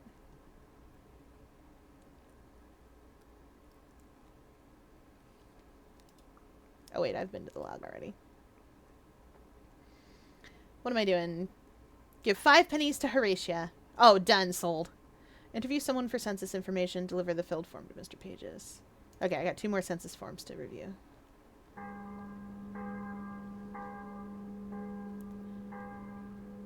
"12 days remain in the season of confessions." Another morning, another newspaper. The headlines today read, "Theological concerns within the Anglican Communion prompt formation of new synod." Ho ho! A schism in the church! We love a schism in the church! That's relevant in actual Fallen London.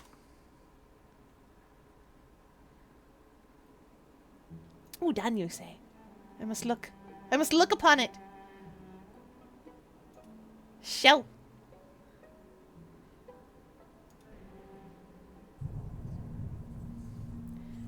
I remember the days of the fall in fragments.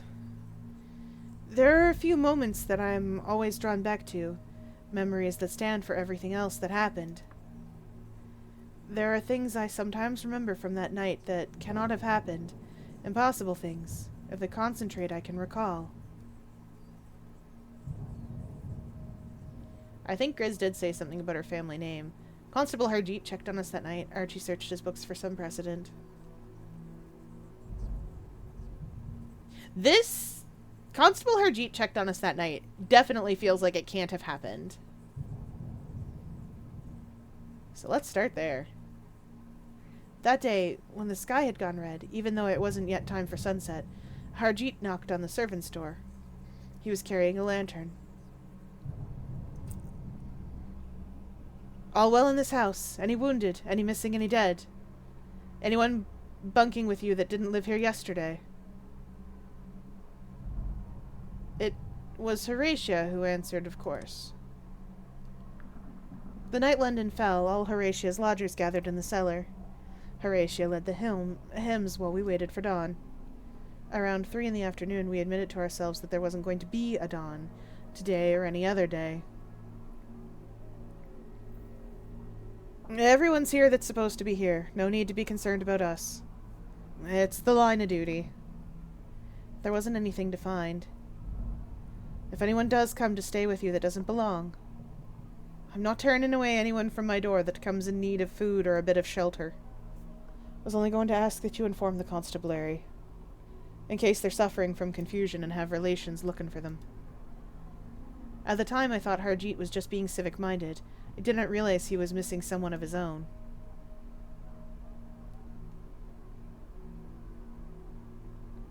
Oh, these are all good answers. We offered him something to eat before he left. "We have a few provisions, if you need food. It looks like it'll be a long night. I can't stay, but thank you. It's kind of you to offer."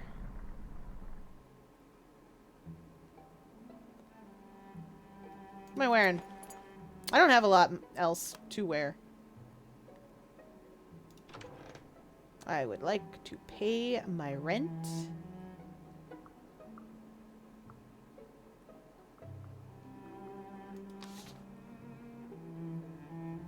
Oh, I can take her census. Oh, send. Oh, wow!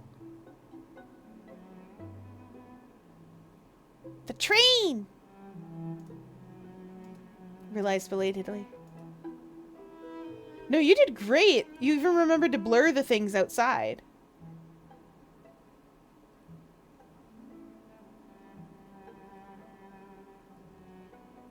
"'Cause the train be moving."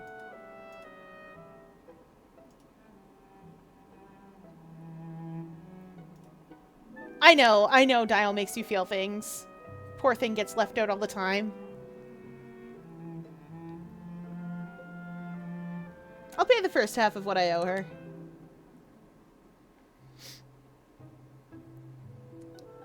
Horatia doesn't attend much to what I wear.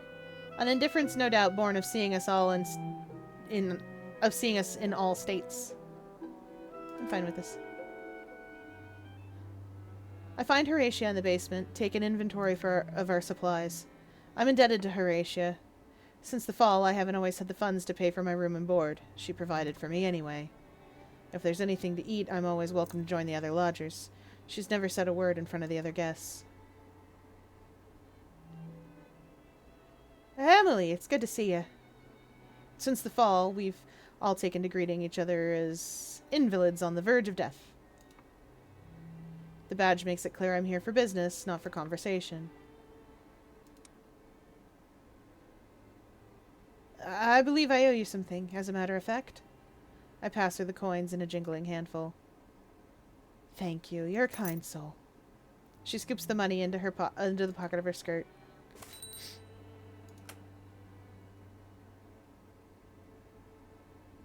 Discover how much more I owe her. I'm not even brushing over this. I'm gonna ask. I know that I can't cover all of my previous debts. It would be as much again. I'll have to do a few more odd jobs first. I'm glad to have this.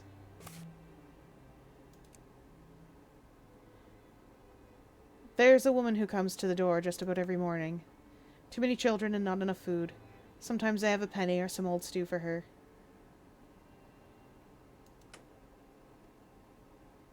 And this morning? I sat by the fire and didn't go to answer it. After a time, she stopped knocking and just stood sobbing on the doorstep. I don't have a lot of coin, but I'm doing it. Here. It's not a great deal, but for tomorrow. I retrieved the pennies from my pocket and passed them over. Thank you. I'll say you sent them for her. Assure Horatia I don't need credit. That's not necessary at all. It can come from you. She'll be glad to know that there are others who care, friend.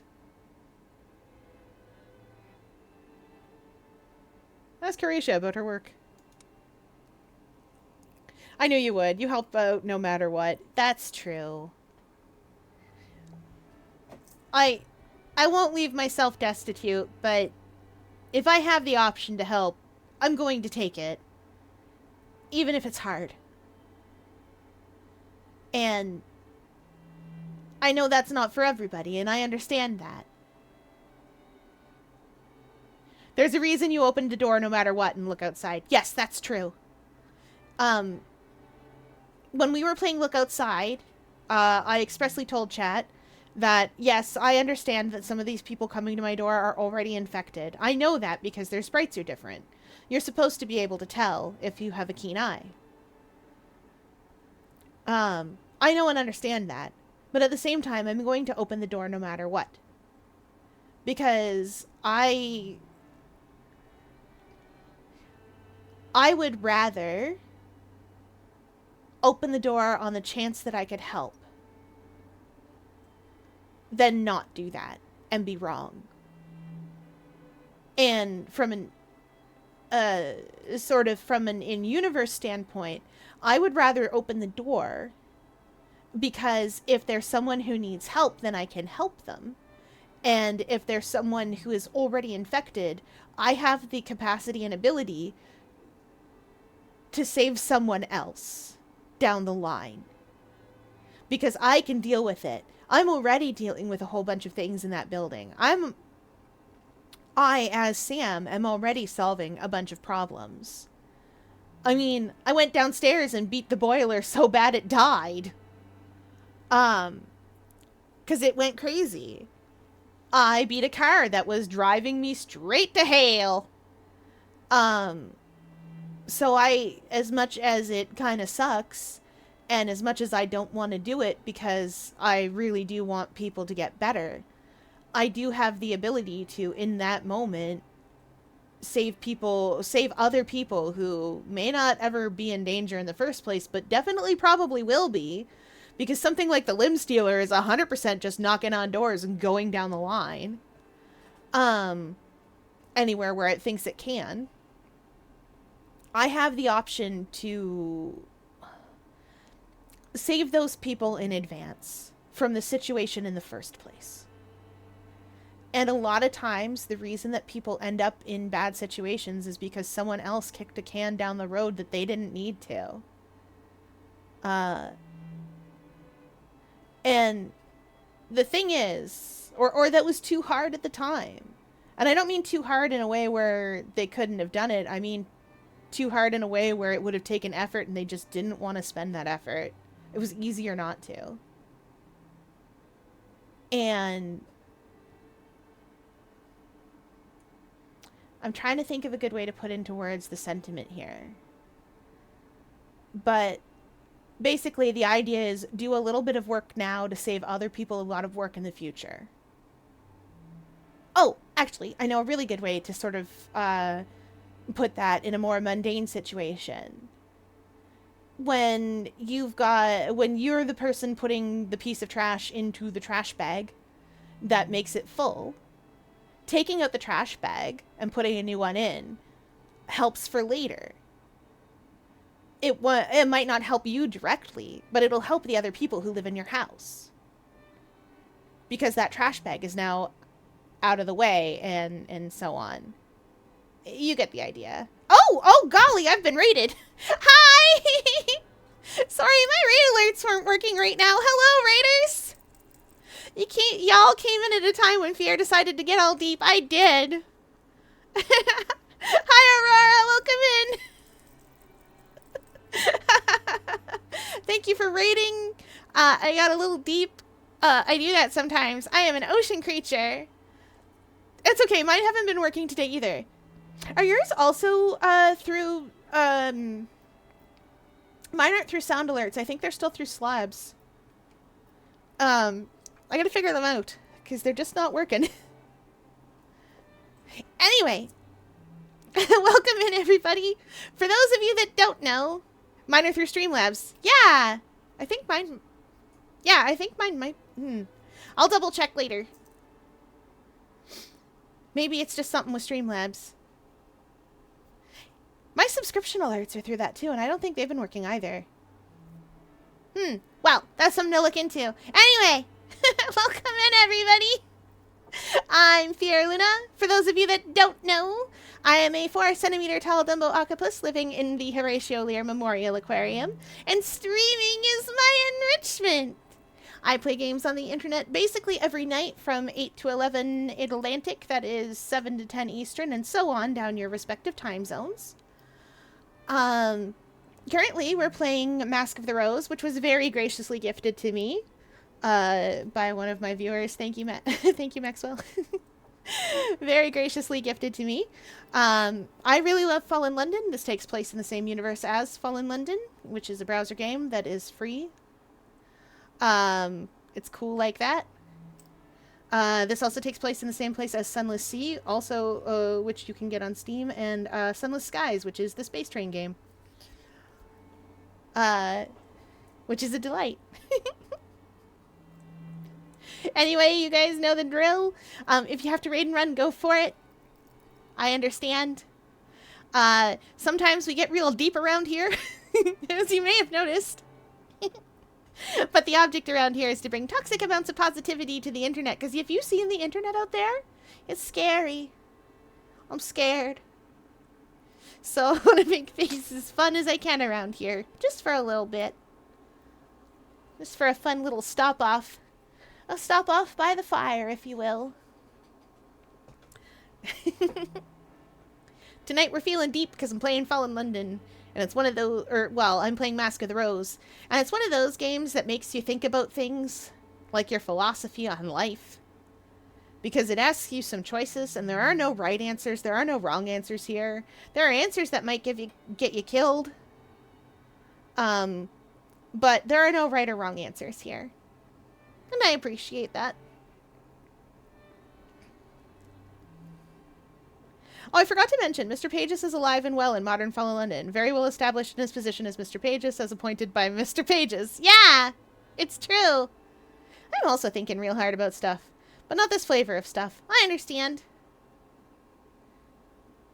Anyway, chat's learning why I open the door no matter what and look outside. And why in Fallen London I will always try to help people out, even if I maybe shouldn't, or even if I don't think that I will get anything in return. I will still try to help. Because that's how I'm 4 centimeters tall. I gotta do something. I should draw more civil, yes. Chat's been obsessed with Look Outside lately. They were so obsessed with Look Outside that they made me play it.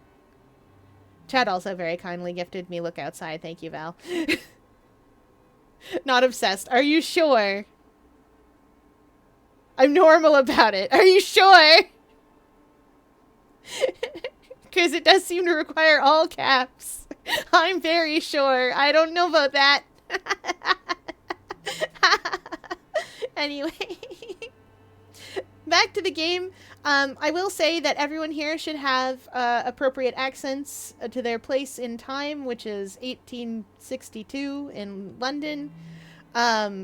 I do not have very many English accents, nor Scottish nor Irish, so I am doing my best to differentiate everybody. But understand that not everybody's going to get an accent that they're supposed to have, because I just can't perform it. And this game is not voiced.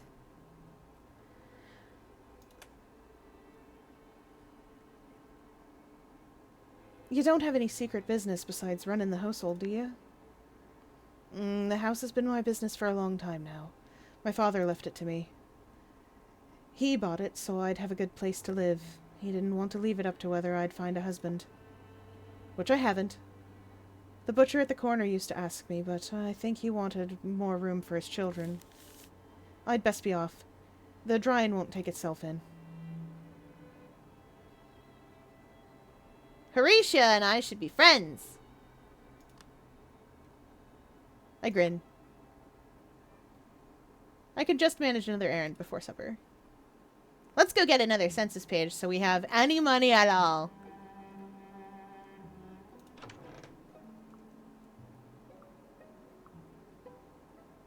Oh, I don't have another census page to really take. Oh, I got Horatia's, didn't I? Do I? Is that what's in my inventory?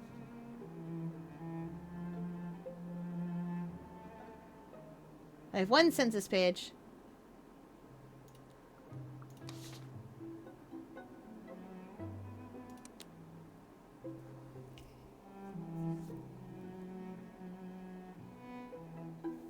Badge will eliminate any expectation of a social visit at any rate. Satisfied with this. I work for the ministry. Grizz has already shown me once how to visit the ministry. Nonetheless, this time I want to make sure I visit while she is also there. So I invite myself to accompany her when she walks to work. We require more stories for the bazaar. Our current catalog is too small. Too small? Far too small.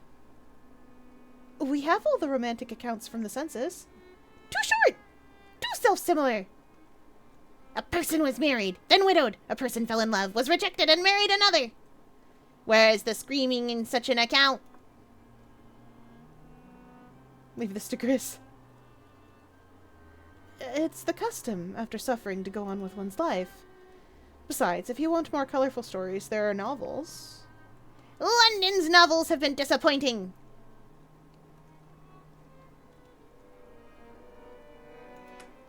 Ask Grizz what she would do.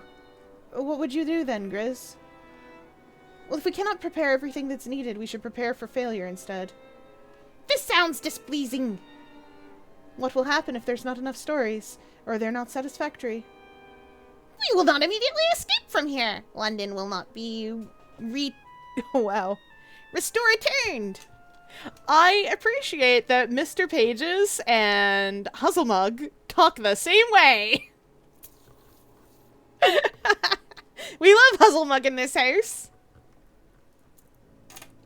But I can absolutely turn that sentence into a Huzzlemug sentence. I just have to fix up "we will not immediately escape from here." Actually, the last sentence could be improved upon as well. London City will not be returned. 100%. That's a Huzzlemug. That's a Huzzlemug sentence.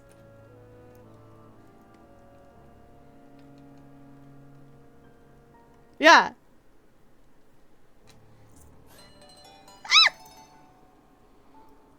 I got jump scared by my own sound alerts, chat. Alright, we hydrate as chat demands.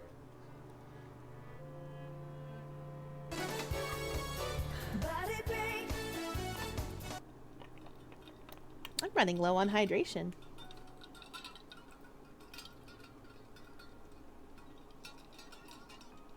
Not as low as I think.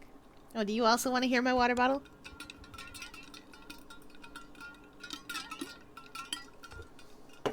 Weirdest ASMR you ever heard in your lives.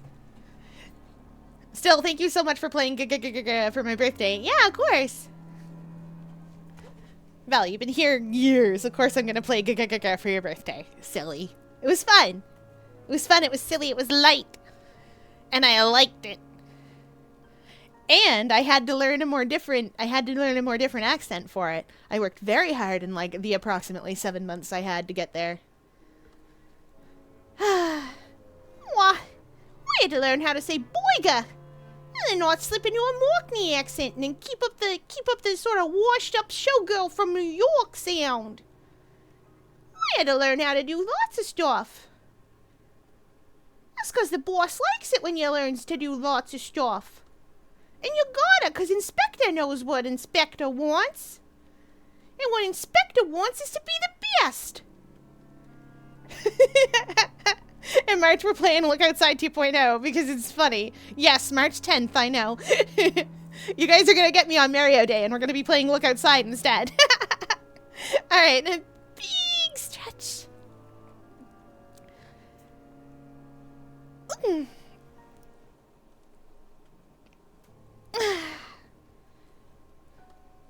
March 10th, The Visitor Comes. Again. The sequel. We go into Summer's apartment. I never leave. Summer's apartment is new for 2.0. It's watery in there. It's very ocean themed, and I would like to be inside the ocean. Staff, you know I would like to be inside the ocean. We have been over this several times. Not gonna let me go to the ocean. They never let me go to the ocean. You should let me go to the ocean. I know it's November. Why can't I throw myself into the sea? 'Cause it's cold. It's cold for you. Yeah, your blood is iron-based. You can't stand temperatures that are normal. They can't. You gotta understand, chat. They can't stand normal temperatures. Anyway. Let's do some leg lifts. 1, 2, 3, 4, 5, 6, 7, 8, 9, 10. I read her dialogue in the wiki, Summer's dialogue, and I was like, oh, Val's gonna be devastated. That was my instant thought, and I felt you should know. Huh? Here we are. Right, London will not be restored.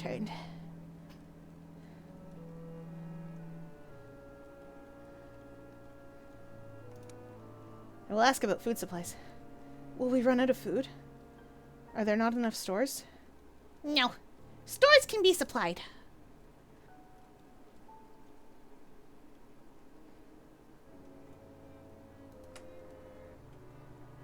Is there a risk of rioting or the like? We could suppress this. So, in other words, if you don't find enough stories, you'll then spend longer in their collection. Yes! And that's all. That is not all. I have... No, okay. I have promisificated and guarantorated that the paper supplies of London will be provision applicate. Oh, wow. More slowly. I will be mocked. I will be humiliated. I will be shamed among the other masters. I assured them when we chose London rather than another city. We said it was for her books, for her collection, her wealth, her hoard of printed things. Mr. Fires alleged that this was a personal greed, but I assured them that I acted in the good of all. I see. Yes! So, the serious matter before us is that you helped to see to the sinking of London. Yourself. It was your own choice. And now you want us to help you prove that it was not a vain decision. Yes! I need some air. Mr. Pages! Mr. Pages! Sir! Fires has no place to admonish Pages over London. That's a true fact, if ever I heard it. But you must understand, Mr. Pages is hilarious to me in this moment. So you drag London into the depths of the earth, and you want us to prove it wasn't a bad choice. Yeah. Makes sense to me. Thank you, Patrick Star.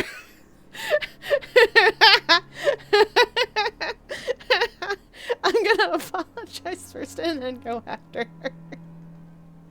Sorry, I must look after her. When I require each an apology, I will extract one. With tongs! Okie dokie, sir. Don't say anything. Don't tell me I've been a fool, because I know it. I can see it now, and I'm sure I'll see it even better when I've had a night to sleep on it.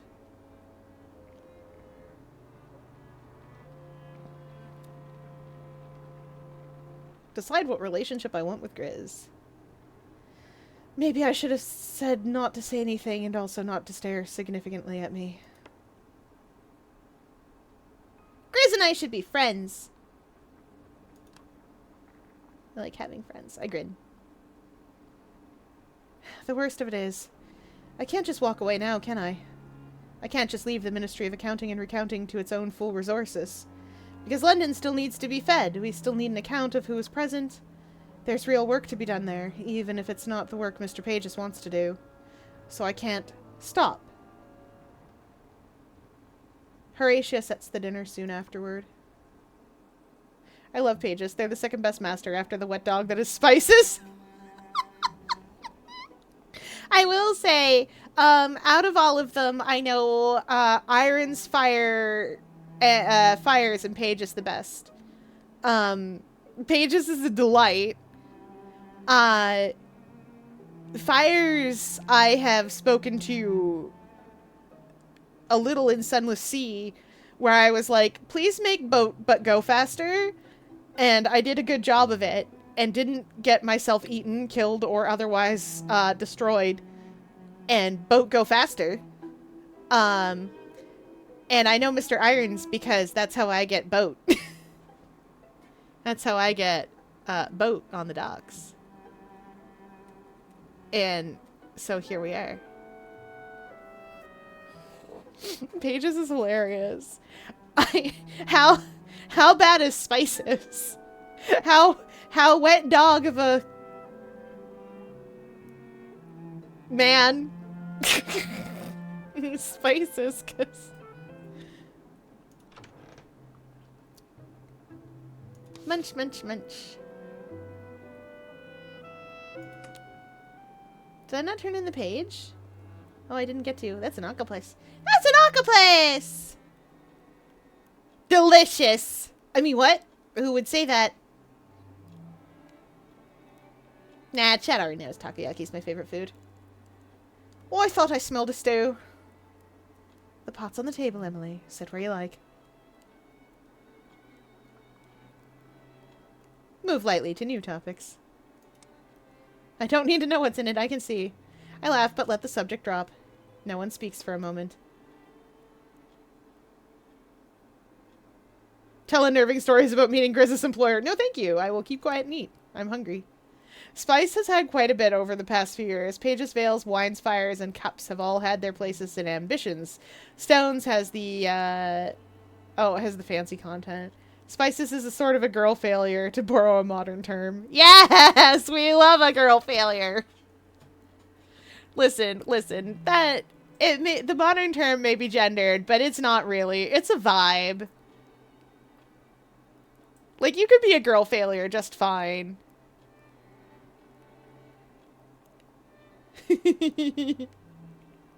I chew diligently. The first few days weren't bad. People had food in their pantries still. Old loaves of bread, leftover joints, roots, and jams. But nothing new was coming into the markets. No new fish, no vegetables from the farms. Dinner reaches an end. A they failure. A knit failure, in fact. They try their best, but the other masters usually bully them out of their plans. Oh, it's very endearing to help them. Yes. What a cutie. Their baby. Ooh, talk with Archie before bed. Excellent. I'm going to pursue more romantic affections. Archie finds me upstairs after dinner. I cannot stop thinking about the Ministry of Cartography. There's something not right there. If you'd let me show you what I'm thinking of.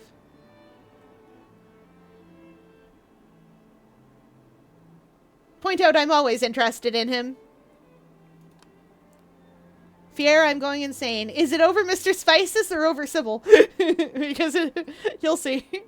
Apparently I'm about to go insane over Mr. Spices' girl failure. Sybil, I thought. Any interest of yours is an interest of mine. Aye, well, it's a serious matter, so pay attention. Not that I mind you giving me that look. Carry on.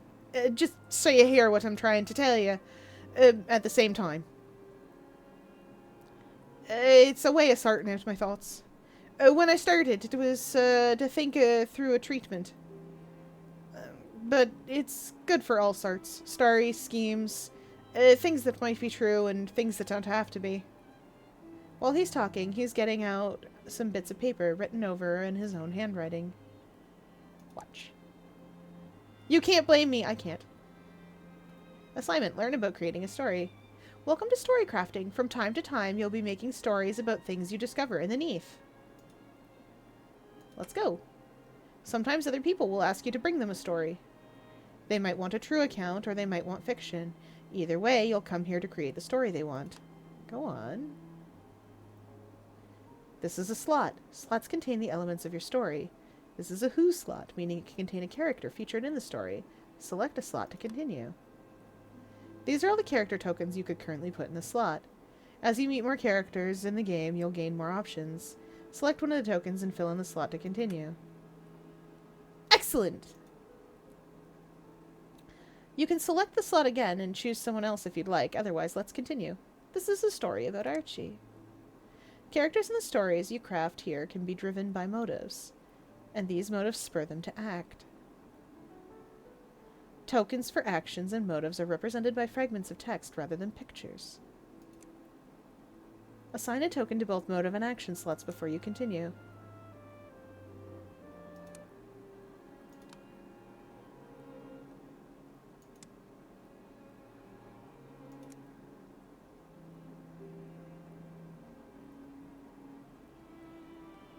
Why do we have a question mark here?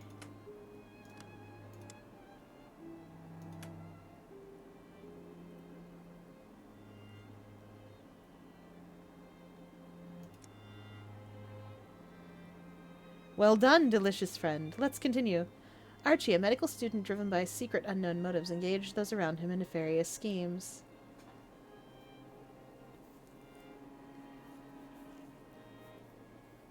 Oh, I wouldn't want to engage in nefarious schemes, but that's fine.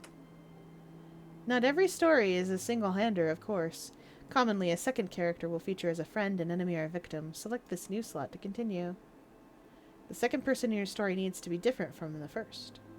Notice that the token for the character you chose is marked with a cross. If you assign that token to this slot, it'll vacate the first character slot. You can try that now. You may continue when both slots are filled.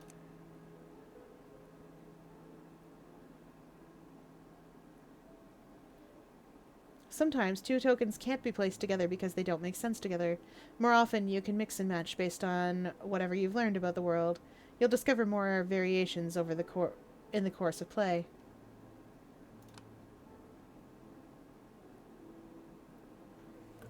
Sometimes you'll be asked for a story where certain elements can't be changed. In that case, those slots will be locked. You can change everything else about the story, but not that piece. Finally, sometimes you can put unknown into a slot. That means you think there's another possible answer, but you need to explore the world more to find out what that is. Building a story with some unknown elements gives you a hypothesis that you can ask other characters about. Fill the final slot to continue.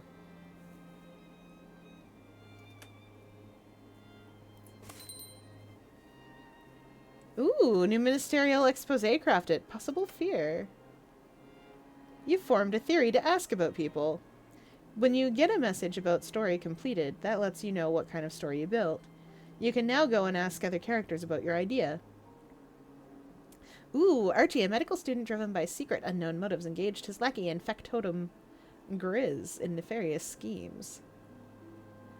Grizz was afraid of Archie and reacted by doing something we have yet to identify. Whenever you're done working on a story, finished or not, you can leave the story crafting board and go tell the other characters your idea. This is the story of a man called Stanley. Well, I have a friend below that can take what we learn and put it about in the papers. I told him I knew someone that might be able to bring back a few secrets of the ministry. Clarify whether he wants me to spy on my own employer for him. You want to pay me to bring back information about my other employer? Well, I can share some funds, in the spirit of shared enterprise. Here, you have a try. Make me a tale of Mr. Pages for the papers, eh?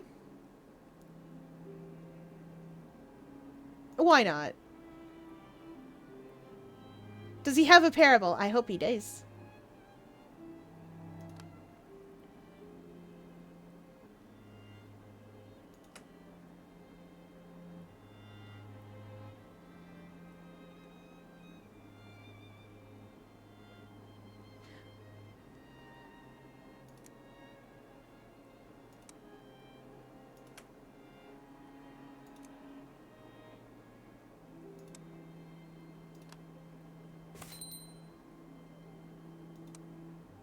Ooh. Mr. Pages made laws forbidding mapping because it knew that the floor of the Neath would shift anyhow. The maps would become obsolete and the citizens grow frightened. It was better to allow people to think their own memories were at fault. The typical Londoner thought Mr. Pages knew best for London, and they obeyed faithfully.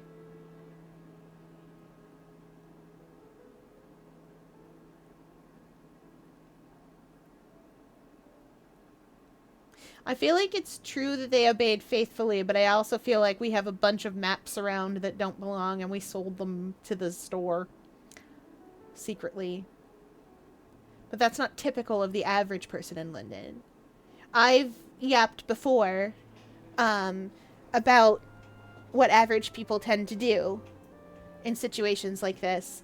And average people tend to try to do the thing that is...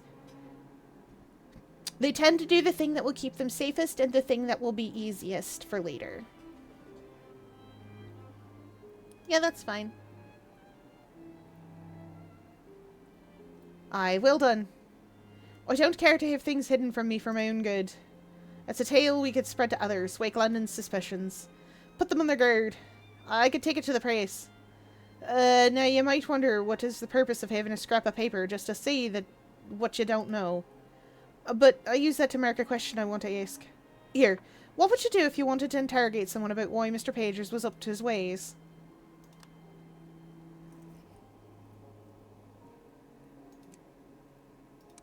Had an unknown purpose.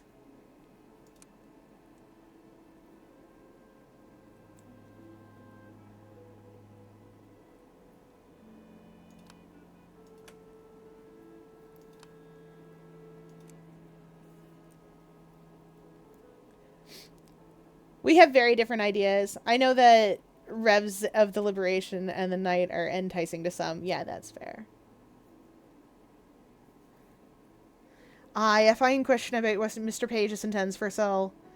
Make a question like that, and you'll be asking folks why Mr. Pages outlawed maps. Same as I asked Grizz yesterday. You've got the way of it. Questions to ask when anyone who will reply, answers to bring to me.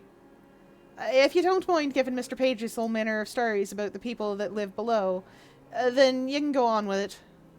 But if you'd rather another way to making your bread, you might investigate while you're there. Ask him questions, ask other people questions about him. Find out a thing or two. If you make up the questions you want to ask, you can investigate anyone who might have an answer. Earn your pennies helping the citizens rather than those creatures in their blankets. Hey, Fiera, would you still love me if you had to sacrifice your arm for me? Yeah, I got 8 arms and they grow back. Wait, if I didn't have 8 arms and they didn't grow back, I know we were referencing Sam, look outside. If I only had 2 arms and they didn't grow back, and I assume they don't, then yeah, I still would. I would keep. Did you see? I would keep my Valen Rat. I kept you in the party the whole time. Valen Rat all the way. Rat friend, rat friend.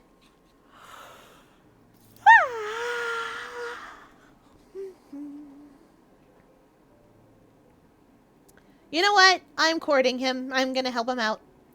Promise to join Archie in a search for truth. It sounds like it doesn't require upright penmanship. That makes it superior to census work right there. Don't it just? And the truth has its own value. I'm glad to hear you say so. It's no easy thing fighting the doubts on my own. With Horatia telling me I have the fidgets and Grizz saying I should be quiet and trust our robe-wearing masters. I should let you get your sleep.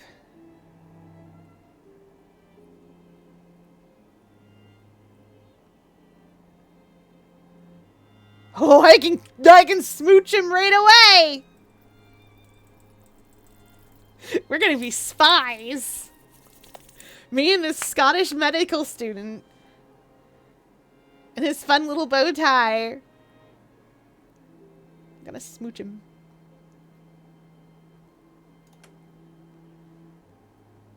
I give Archie a provocative look.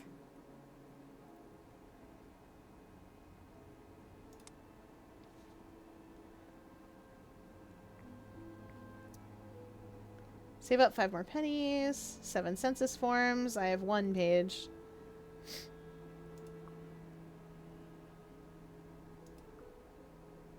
I think Archie has feelings for me. I burned for Archie. Everyone must be able to see it. Yeah, they do.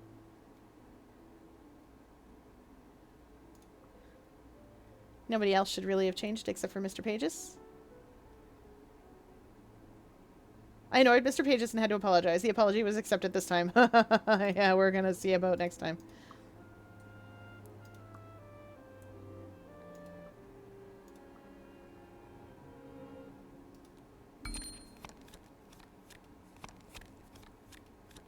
Whoa! Oh boy, okay. That's a lot of stories. Ooh, sold contraband. Oh wait, I know somebody sold a map. Archie sold maps to the thing, to the store. When we play 2.0, are we going to name the rat Valen Rat too? Yes. We will continue to name the rat Valen Rat.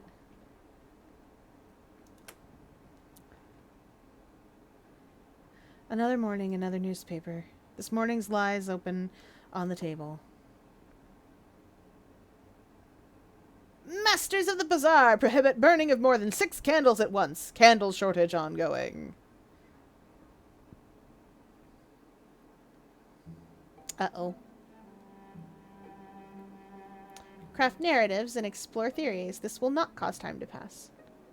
I will also recall the past for a moment. I like doing that. I reach for another memory out of the jumbled grab bag. There are things I sometimes remember from that night that cannot have happened. Impossible things. If I concentrate, I can recall.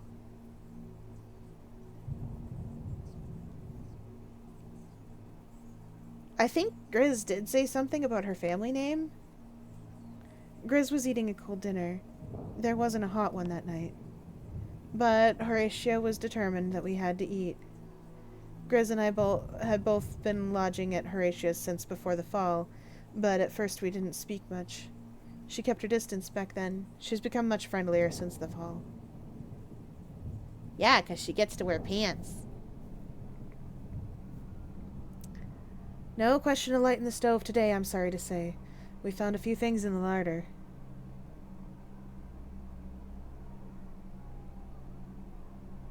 Grizz didn't look impressed. Those few things would be worth a fortune now. She had the end of a loaf of bread, a roast joint we hadn't finished, a cheddar with the wax covering still on. The jelly deal's barely been touched. Plenty to go around. In fact, I think Grizz mentioned her family briefly. While we were eating, a joking reference? It must be a bad night in the Everly household. They don't like eating alone. Guests always. But I doubt anyone is paying supper visits today.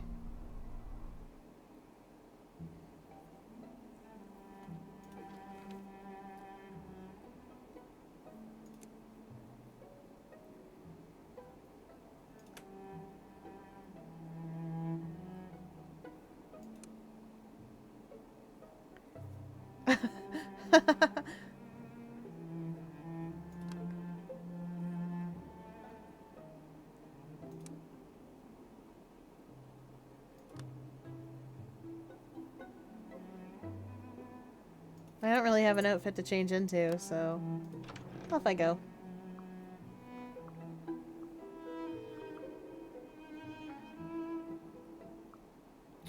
I suppose I do have another thing to deliver him. Let's go to the Landau's townhouse. A well-appointed townhouse suffused with a homely glow from its tall windows, hung with the Landau siblings. Take the census with Phoebe. Oh, this will work out nicely. The badge will eliminate any expectation of a social visit at any rate. I'm fine with this. I like wearing my funny hat. Oh, she pretty.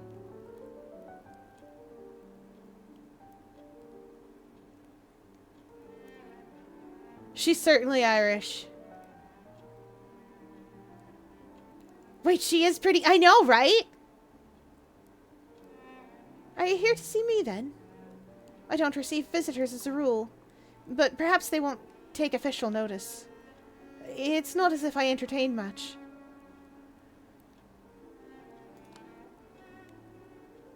The Ministry of Accounting and Recounting has asked me to work on the census. Phoebe looks faintly mutinous.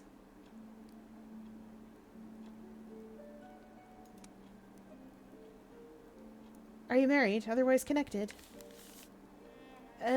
There's someone I care for. I had a hope something would come of it after the fall, but it seems that it's not to be by the look of things now.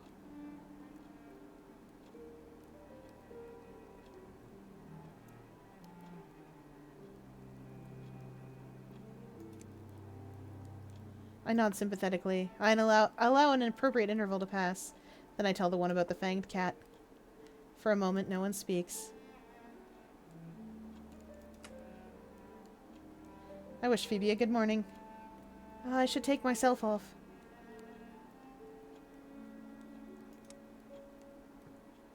My face betrays my feelings. I only have platonic intentions. That leaves time for another errand today.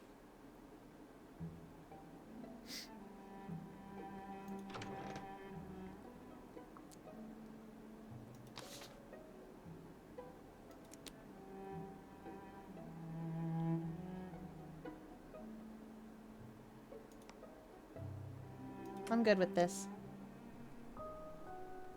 Mr. Pages watches our arrival intently, gleaning something from the fact that we've come together. The atmosphere in the room is glacial, and my arrival does not thaw it. Grizz neither looks at nor speaks to Mr. Pages any more than she can help. If it were a bookcase or a handsomely made globe, it would have made more of her attention. Do you have anything more?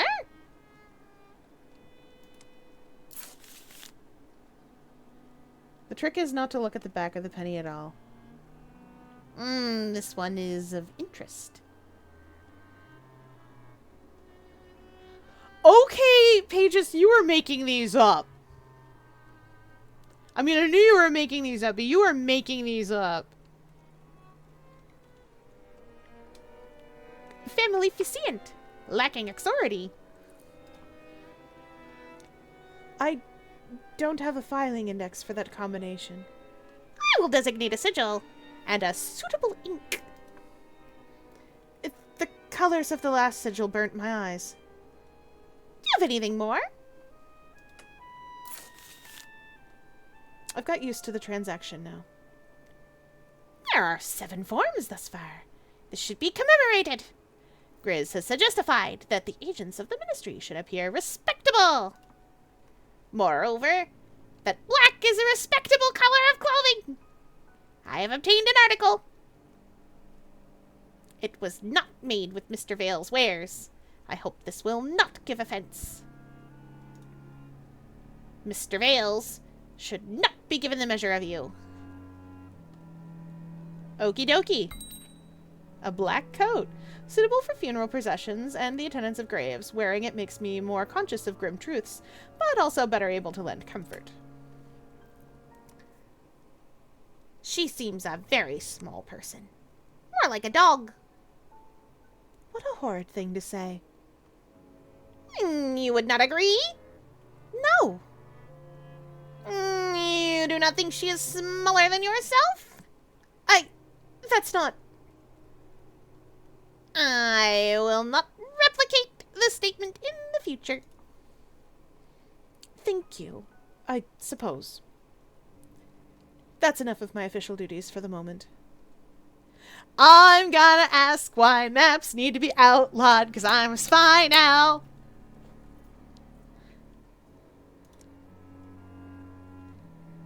Why aren't we allowed to have maps and atlases anymore? We need them more than ever. London isn't arranged where it used to be. I believe the ministry intends to resurvey the territory.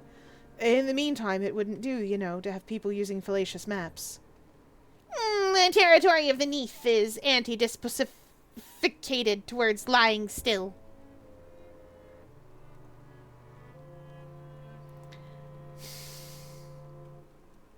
Pages.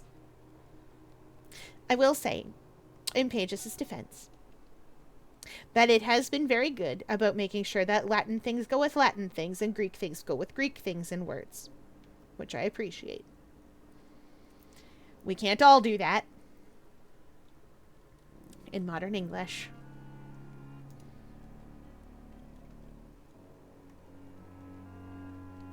Nod sagely.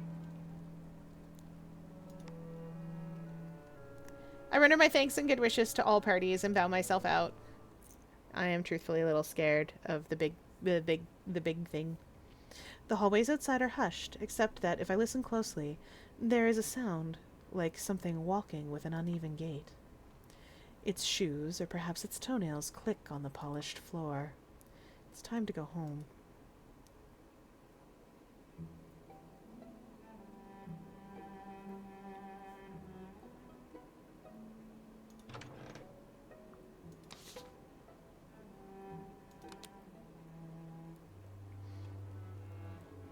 Hi, everybody's here.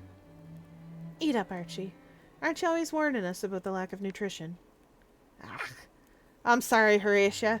You've cooked it all so well as anyone can do. No need to tell me that. What are you brooding on, then? It's thinking on me mother. If she thinks I was killed, it'll be terrible for her heart.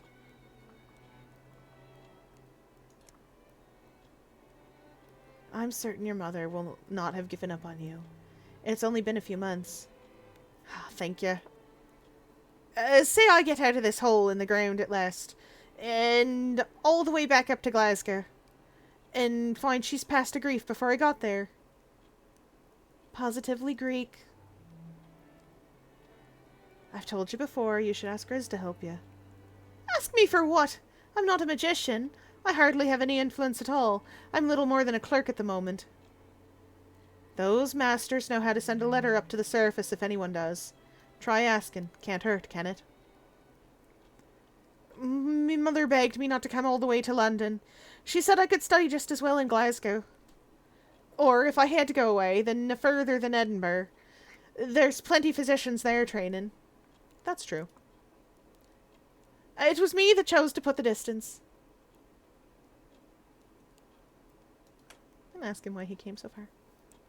Why did you do that, then? My mother is a saint. The kind that suffocates you. Not that I meant to say a word against her. She went through a good deal with my father at that. He was a saint, not by a long chalk. No one speaks for a moment.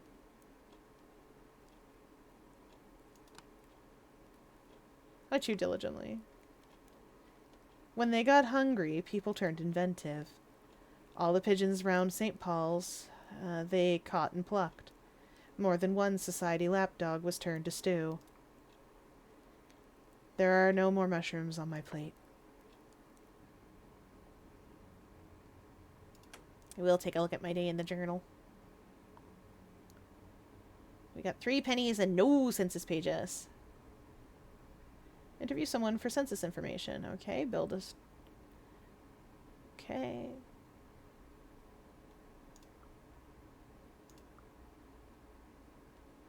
Okay, we haven't really updated anything in there.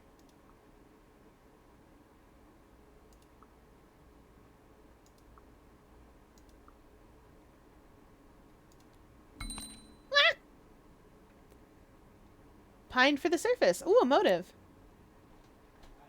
I can tell a story about Archie.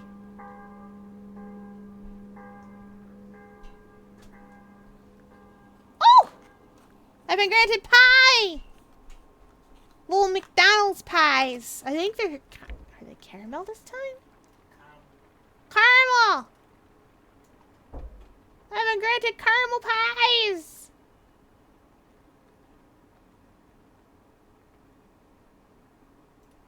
Chat! I must consume one. I must taste it. Oh, there's caramel all over the inside too. Oh no. Speaking of tasty food, this might be a little messy. I do like caramel. 10 days remain in the season of confessions.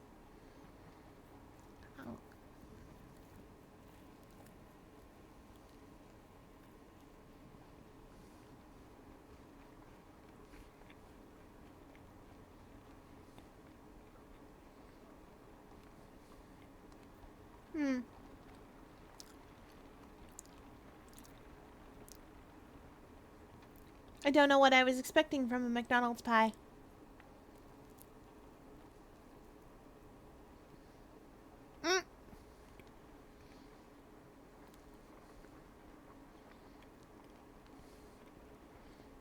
I located the part that is caramel.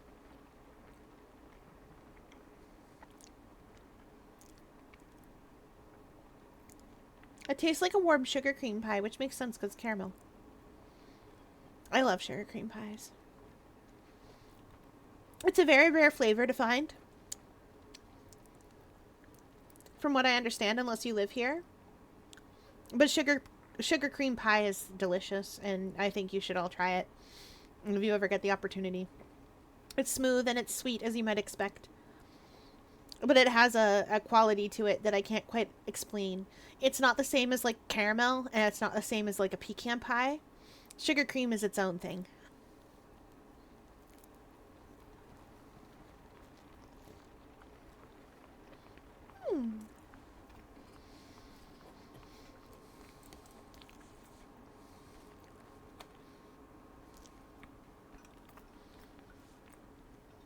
I need to drink water or I shall die because it's very sugary in there.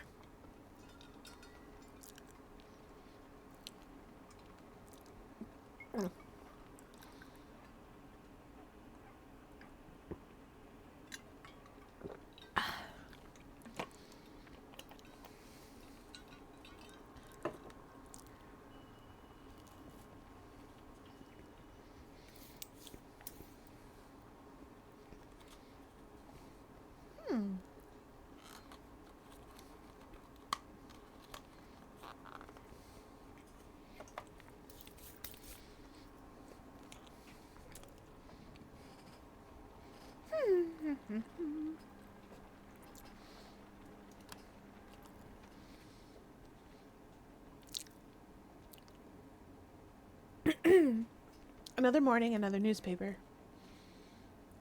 Archie bought one and the headlines read, Masters will exchange warm winter clothing for disused street signs.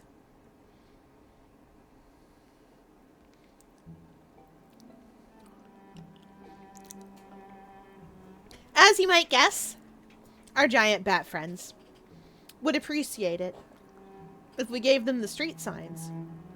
Because, as Mr. Pages has noted, and as we've all noted, stuff moves around.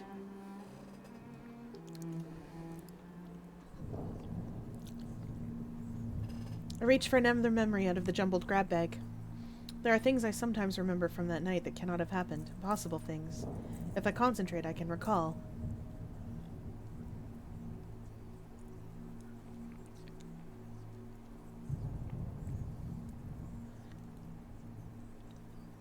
Ooh. Archie searched his books for some precedent.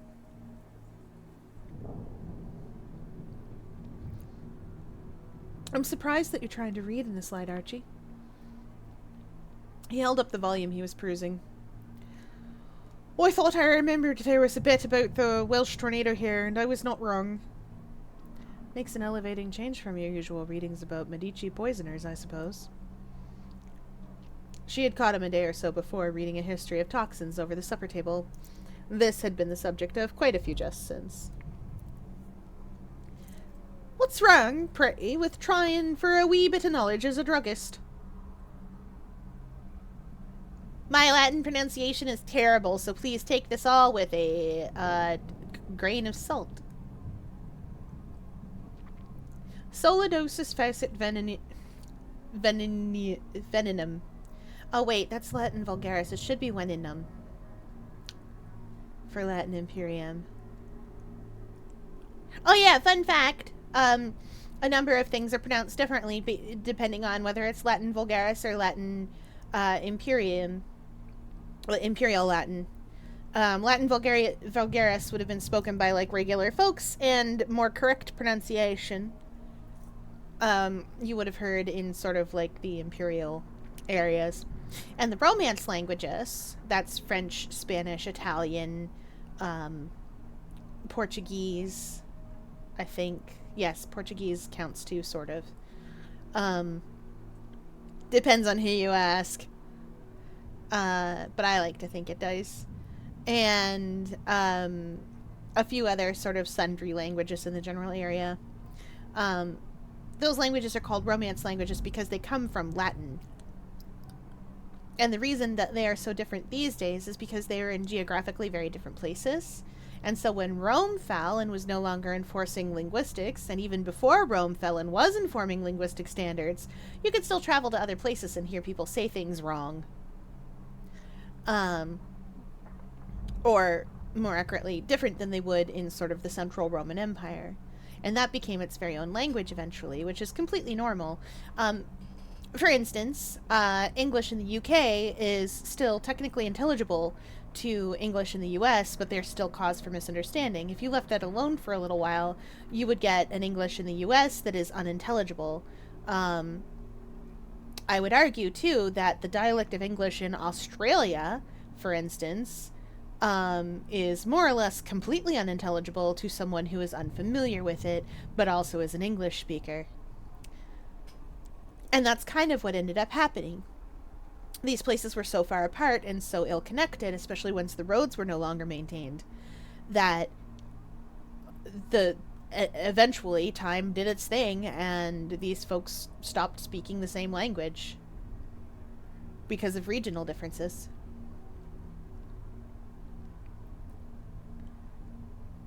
Solidosis facit venenum, as the books say. Nothing's a poison unless you give the wrong amount.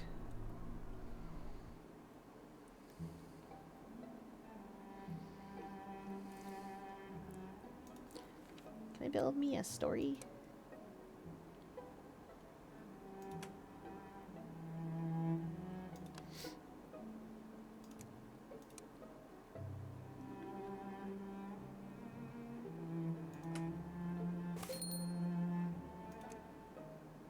Mr. Pages knew the floor beneath had shifted and changed.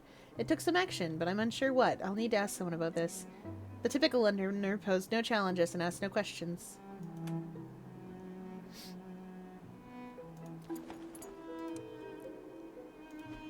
Oh, I can be fancy. Suitable for funeral processions and attendance of graves. Wearing it makes me more conscious of grim truths, but also better able to lend comfort.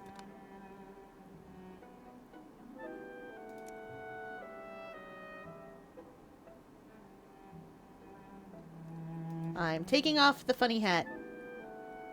I could keep wearing it, and I'd probably look cool, but I'm taking off the funny hat. The coat looks sober, and the ministry badge looks official. What if I put the funny hat back on? Does it give me more notes? The hat brings a touch of briny authority. I'll leave the hat.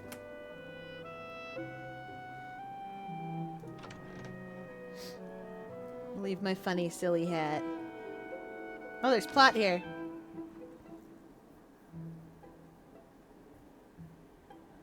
Spend delicious time with Archie. Discuss theories of ministry misbehavior with Grizz, I think. That's what I shall do. Grizz always likes the sight of the badge. I'm satisfied with this. My funny hat. I thought you might still be in the house. Mr. Pages is not an early riser. In fact, he was very put out when I came to the ministry in the morning. What do you think Mr. Pages intends for London? What is it doing? What does it want? Who knows? I do not make the mistake of trusting the thing, not now.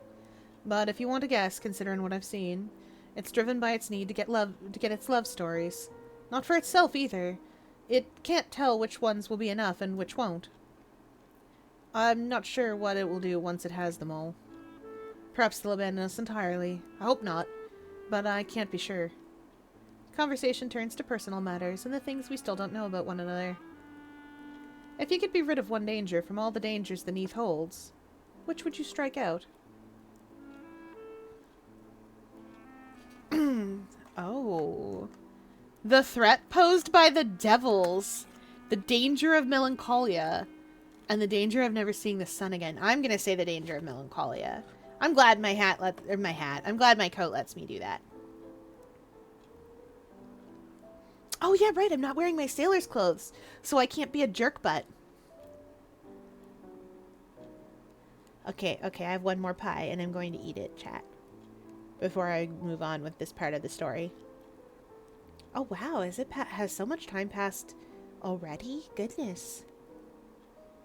We're almost done for the night, and I feel like I haven't even gotten anywhere. Sort of got my footing.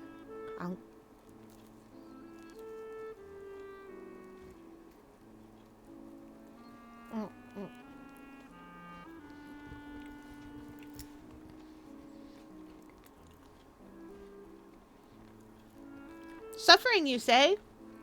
Suffering from what? Is it Sybil again?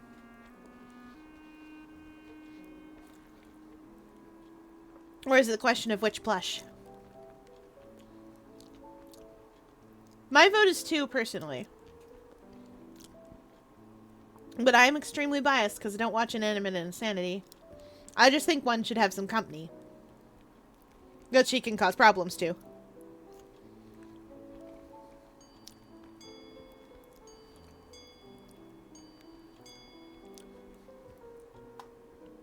I lied, I'm gonna click buttons while I eat this pie.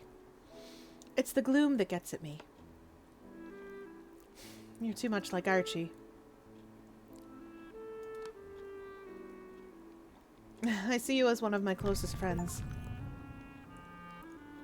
Ooh, I've made a meaningful connection. I feel the same. I could try to consider Mr. Page as a friend, but I think it would resent the impertinence.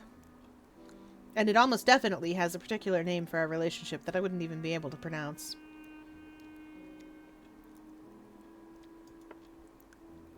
Please try not to be drowned in the stolen river, or eaten by a thing with talons that visits the rooftops. I'll be careful. I always plan for contingencies, whenever there's anything I don't want to lose. You're another item on the list. Don't elope with any of your census fillers. It would be dreadfully awkward.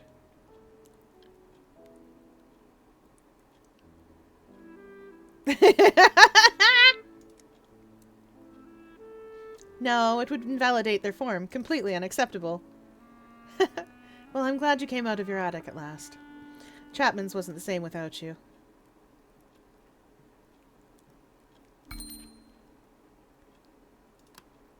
That's true. Maybe I could somehow worm my way into getting my mom to get me both. Be careful with that.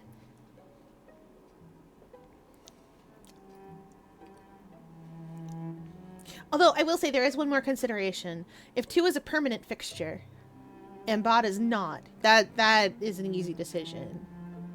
But if they're both permanent fixtures, more or less, or they're quote-unquote limited runs that have been limited runs multiple times, then you're probably fine to pick either one.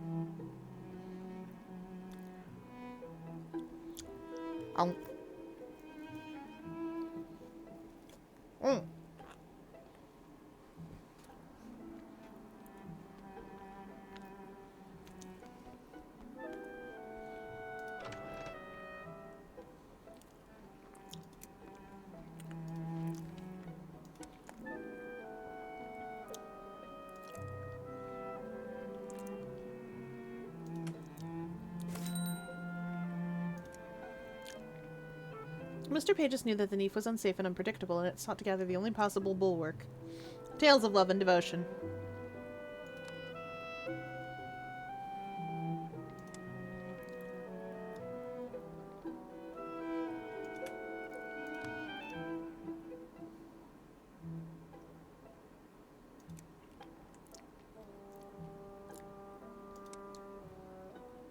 I like this.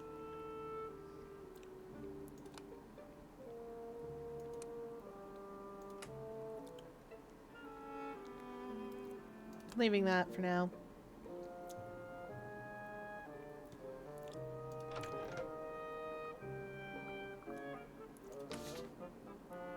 Ask Harjeet to show me a route. Sir, I need more places to go.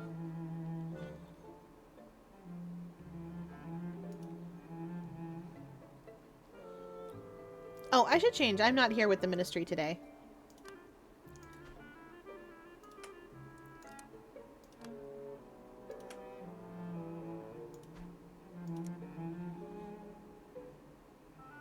The Scout says I offer pastoral comfort and willing to face dark truths. As for the corsage, I admit, it's startlingly vulgar.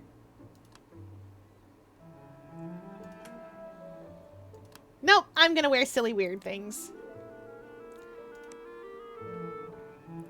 I'm satisfied with this. Ah, I trust you've not grown too sick of mushrooms.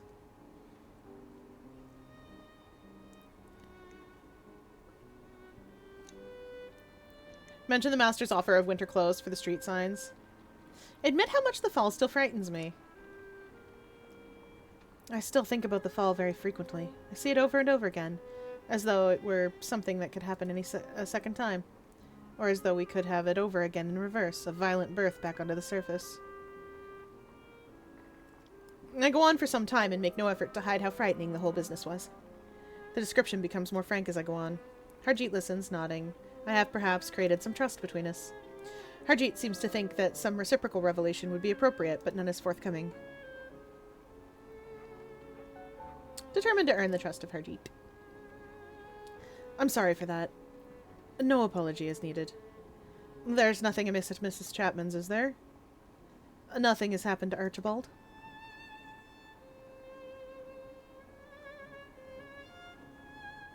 Tell Harjeet that the household is doing as well as they can in the circumstances. We're as well as we can be on a diet of mushroom stew and the occasional piece of dried horse. Our clothes are roomier than they used to be. A widely shared affliction. Harjeet shakes his head as though to clear away some thought. So many families passed in the fall, so many others vanished afterwards. Perhaps they have all packed their things and gone to some other part of the city. Perhaps something more terrible has happened. I'm gonna ask him about new destinations. Ooh! Hogslane Market. The Menace Eradicator Shop. The Devil's Townhouse! Ooh, St. Albans Pro-Martyr Church. Hey, we can see if we can find Charlotte there. Was her name Charlotte? I feel like it was. We can definitely find people to talk to us at the church. Who would count for the census. And devils. Rebecca? Oh! No, I was thinking of what's her face who converted.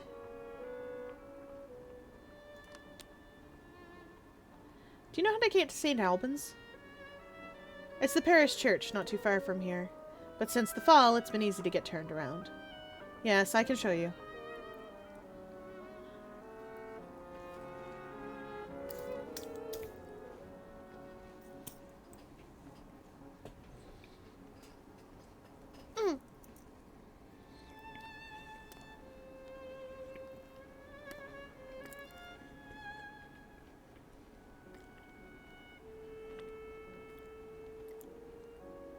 So we walk together, and every few moments Harjeet stops to point out a landmark. Or draw my attention to the places where the air smells different, or the sound of church bells can be heard.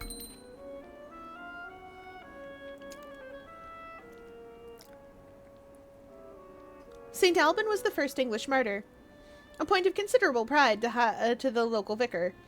It's the church of our parish.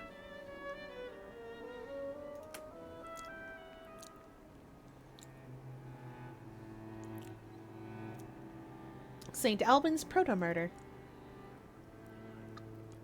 This is the closest church to Horatia's.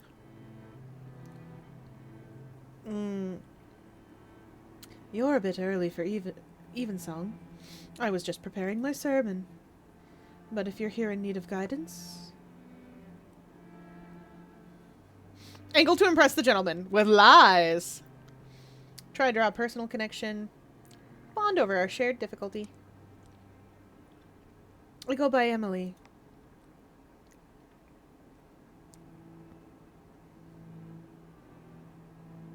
Chat, I'm gonna give this man's name a try. English people have funny names, did you know? Theophilus Withernwick. It is a Yorkshire name. I bet it is. In the times before, I wouldn't have been so bold to speak to a stranger. Down here seems like any human companionship is welcome. Theophilus, or Father Reginald, more commonly known as the Bishop of Southwark. He needs no further introduction. Yeah.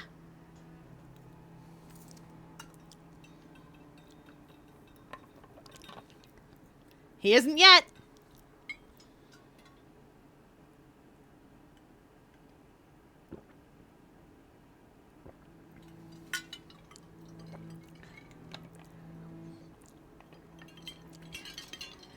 Chad, I hope you understand I'm basically through my bottle of water. You did good.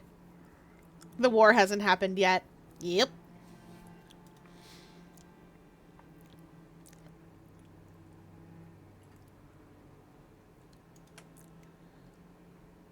I don't have my badge with me, but I'm collecting census information for the Ministry of Accounting and Recounting.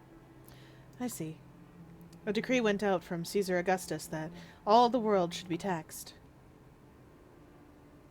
Respond in the church's terms! Oh, I can do that! Oh boy!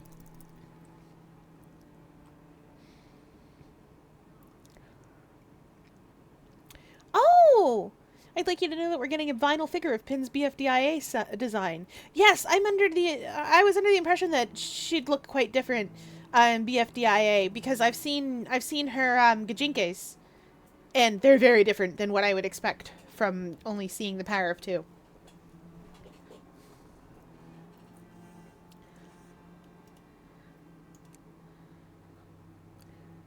Render unto Caesar, as they say. And what does Caesar want at the moment? There's not a great deal in the poor box. Just a few answers about your habits. It will only take a moment. I'm going to try to establish some trust. I live in Mrs. Chapman's boarding house. That at least offers some companionship. I see. Do you live alone? Theophilus answers me quite frankly. I live alone in the rooms provided for the vicar of this parish. There is a woman who comes twice a week to clean, or there was. Her visits have been more erratic of late. She stole several spoons in a chafing dish from me. And my second best I never remember how to pronounce this. Chasuble. It's not pronounced how it looks like it is.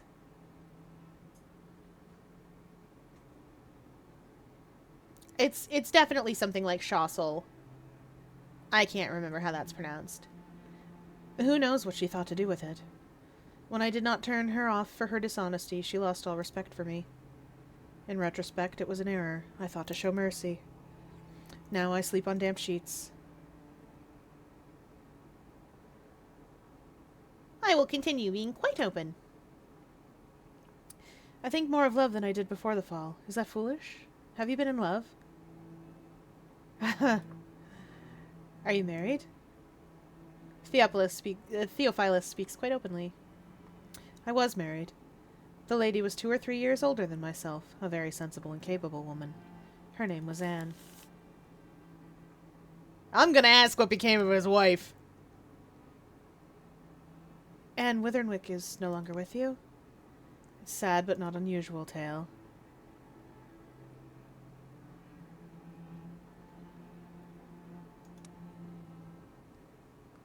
I hope as a man of the cloth you set a good example in marriage. Theophilus hesitates. You've earned my trust. Anne died giving birth to our first child. The baby did not survive her by more than a few days. I'd hope to be reunited with them in the hereafter, but we see what the hereafter has proven to be, at least in my case. Seems the Almighty has deemed me unworthy. I will challenge his theological interpretation. I could sympathize, but, buddy, we're not dead. We're not dead. We're just under the earth. Literally. Alright, we hydrated, set demands.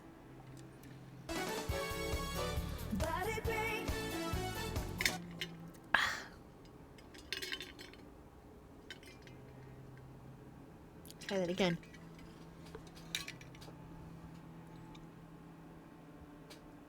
Oh.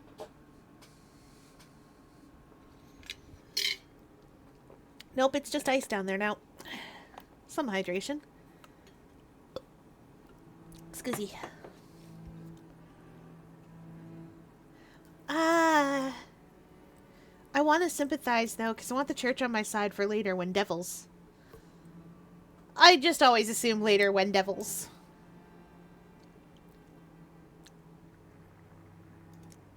Never mind. I doubt the Almighty takes that view. Vengeance is his, they say. We find ourselves here in the dark. I don't like that. Hello? Something has landed on the roof. It sees us. Hello? Okay, goodbye. Bat.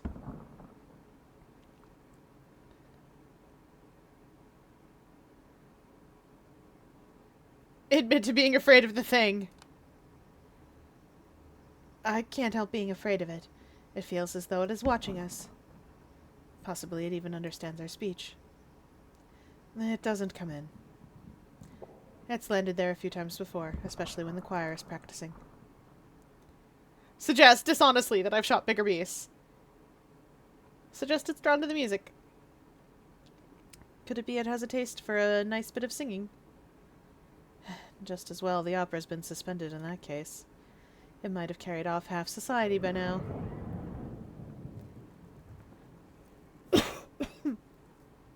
The thing up there is gone. The underground synagogue's in better condition than our little church. I wondered whether that signifies the direction of divine approval. You and all of Europe, my man. That's always how it goes. Plague happening? You know who to blame. It's almost like ceremonial and ritual hand washing help you keep clean when plagues are afoot. You know, just saying. Perhaps. Anyway, time for a big stretch.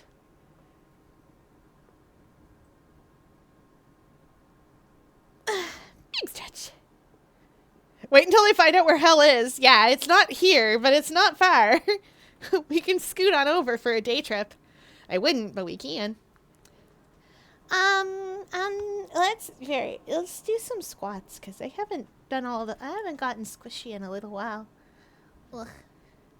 Staff's gonna be like, what are you doing? And I'm gonna be like, squishing real good. And they're gonna be like, you don't have legs. You can't really do that. And I'll go, I do, you said! 2 of these tentacles are leg-like and the rest are arms. You said! And Staff will do that thing where they argue again over whether they're tentacles or legs or arms or what.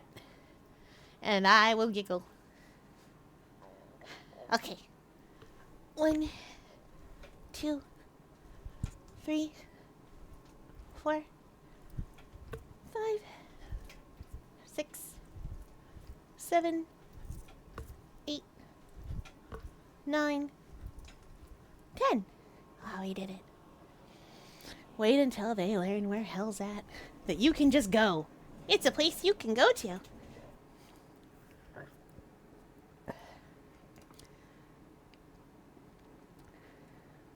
I'm gonna ask him what happened to the church roof.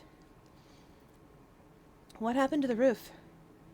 Ah, that. We must assume the fabric of the building sustained significant damage in the fall. Funny thing is, it held up for weeks, but shortly after Pentecost, it all came down. I choose not to construe that as an intervention of the Holy Spirit. Offer to pray for ongoing providence of that kind. At least there's no risk of rain! Nah, I'm in church clothes.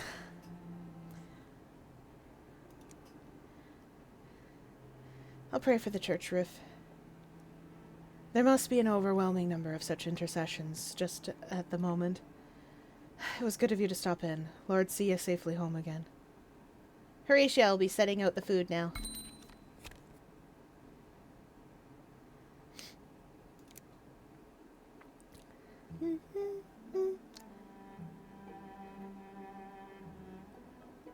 Alright, chat. The game has auto-saved for us.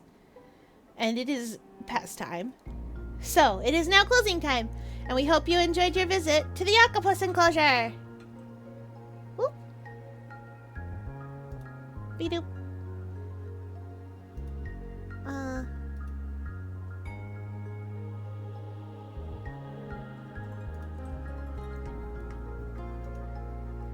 Oh, it tells me when it last saved in seconds. That's very polite of it. We are going on an adventure. No, wrong thing. We are going on an adventure. I don't know where we're going, but we're going on an adventure. Who will we go and see? There are so many people on tonight. Oh, good gravy. Wait, is that Final Fantasy IX? Oh, FF9's great.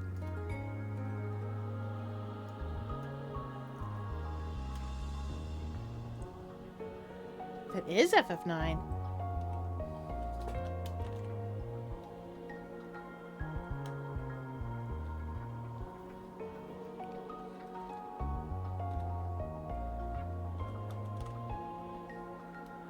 All right. That is it for the night, everybody. We are going to see Darth and May.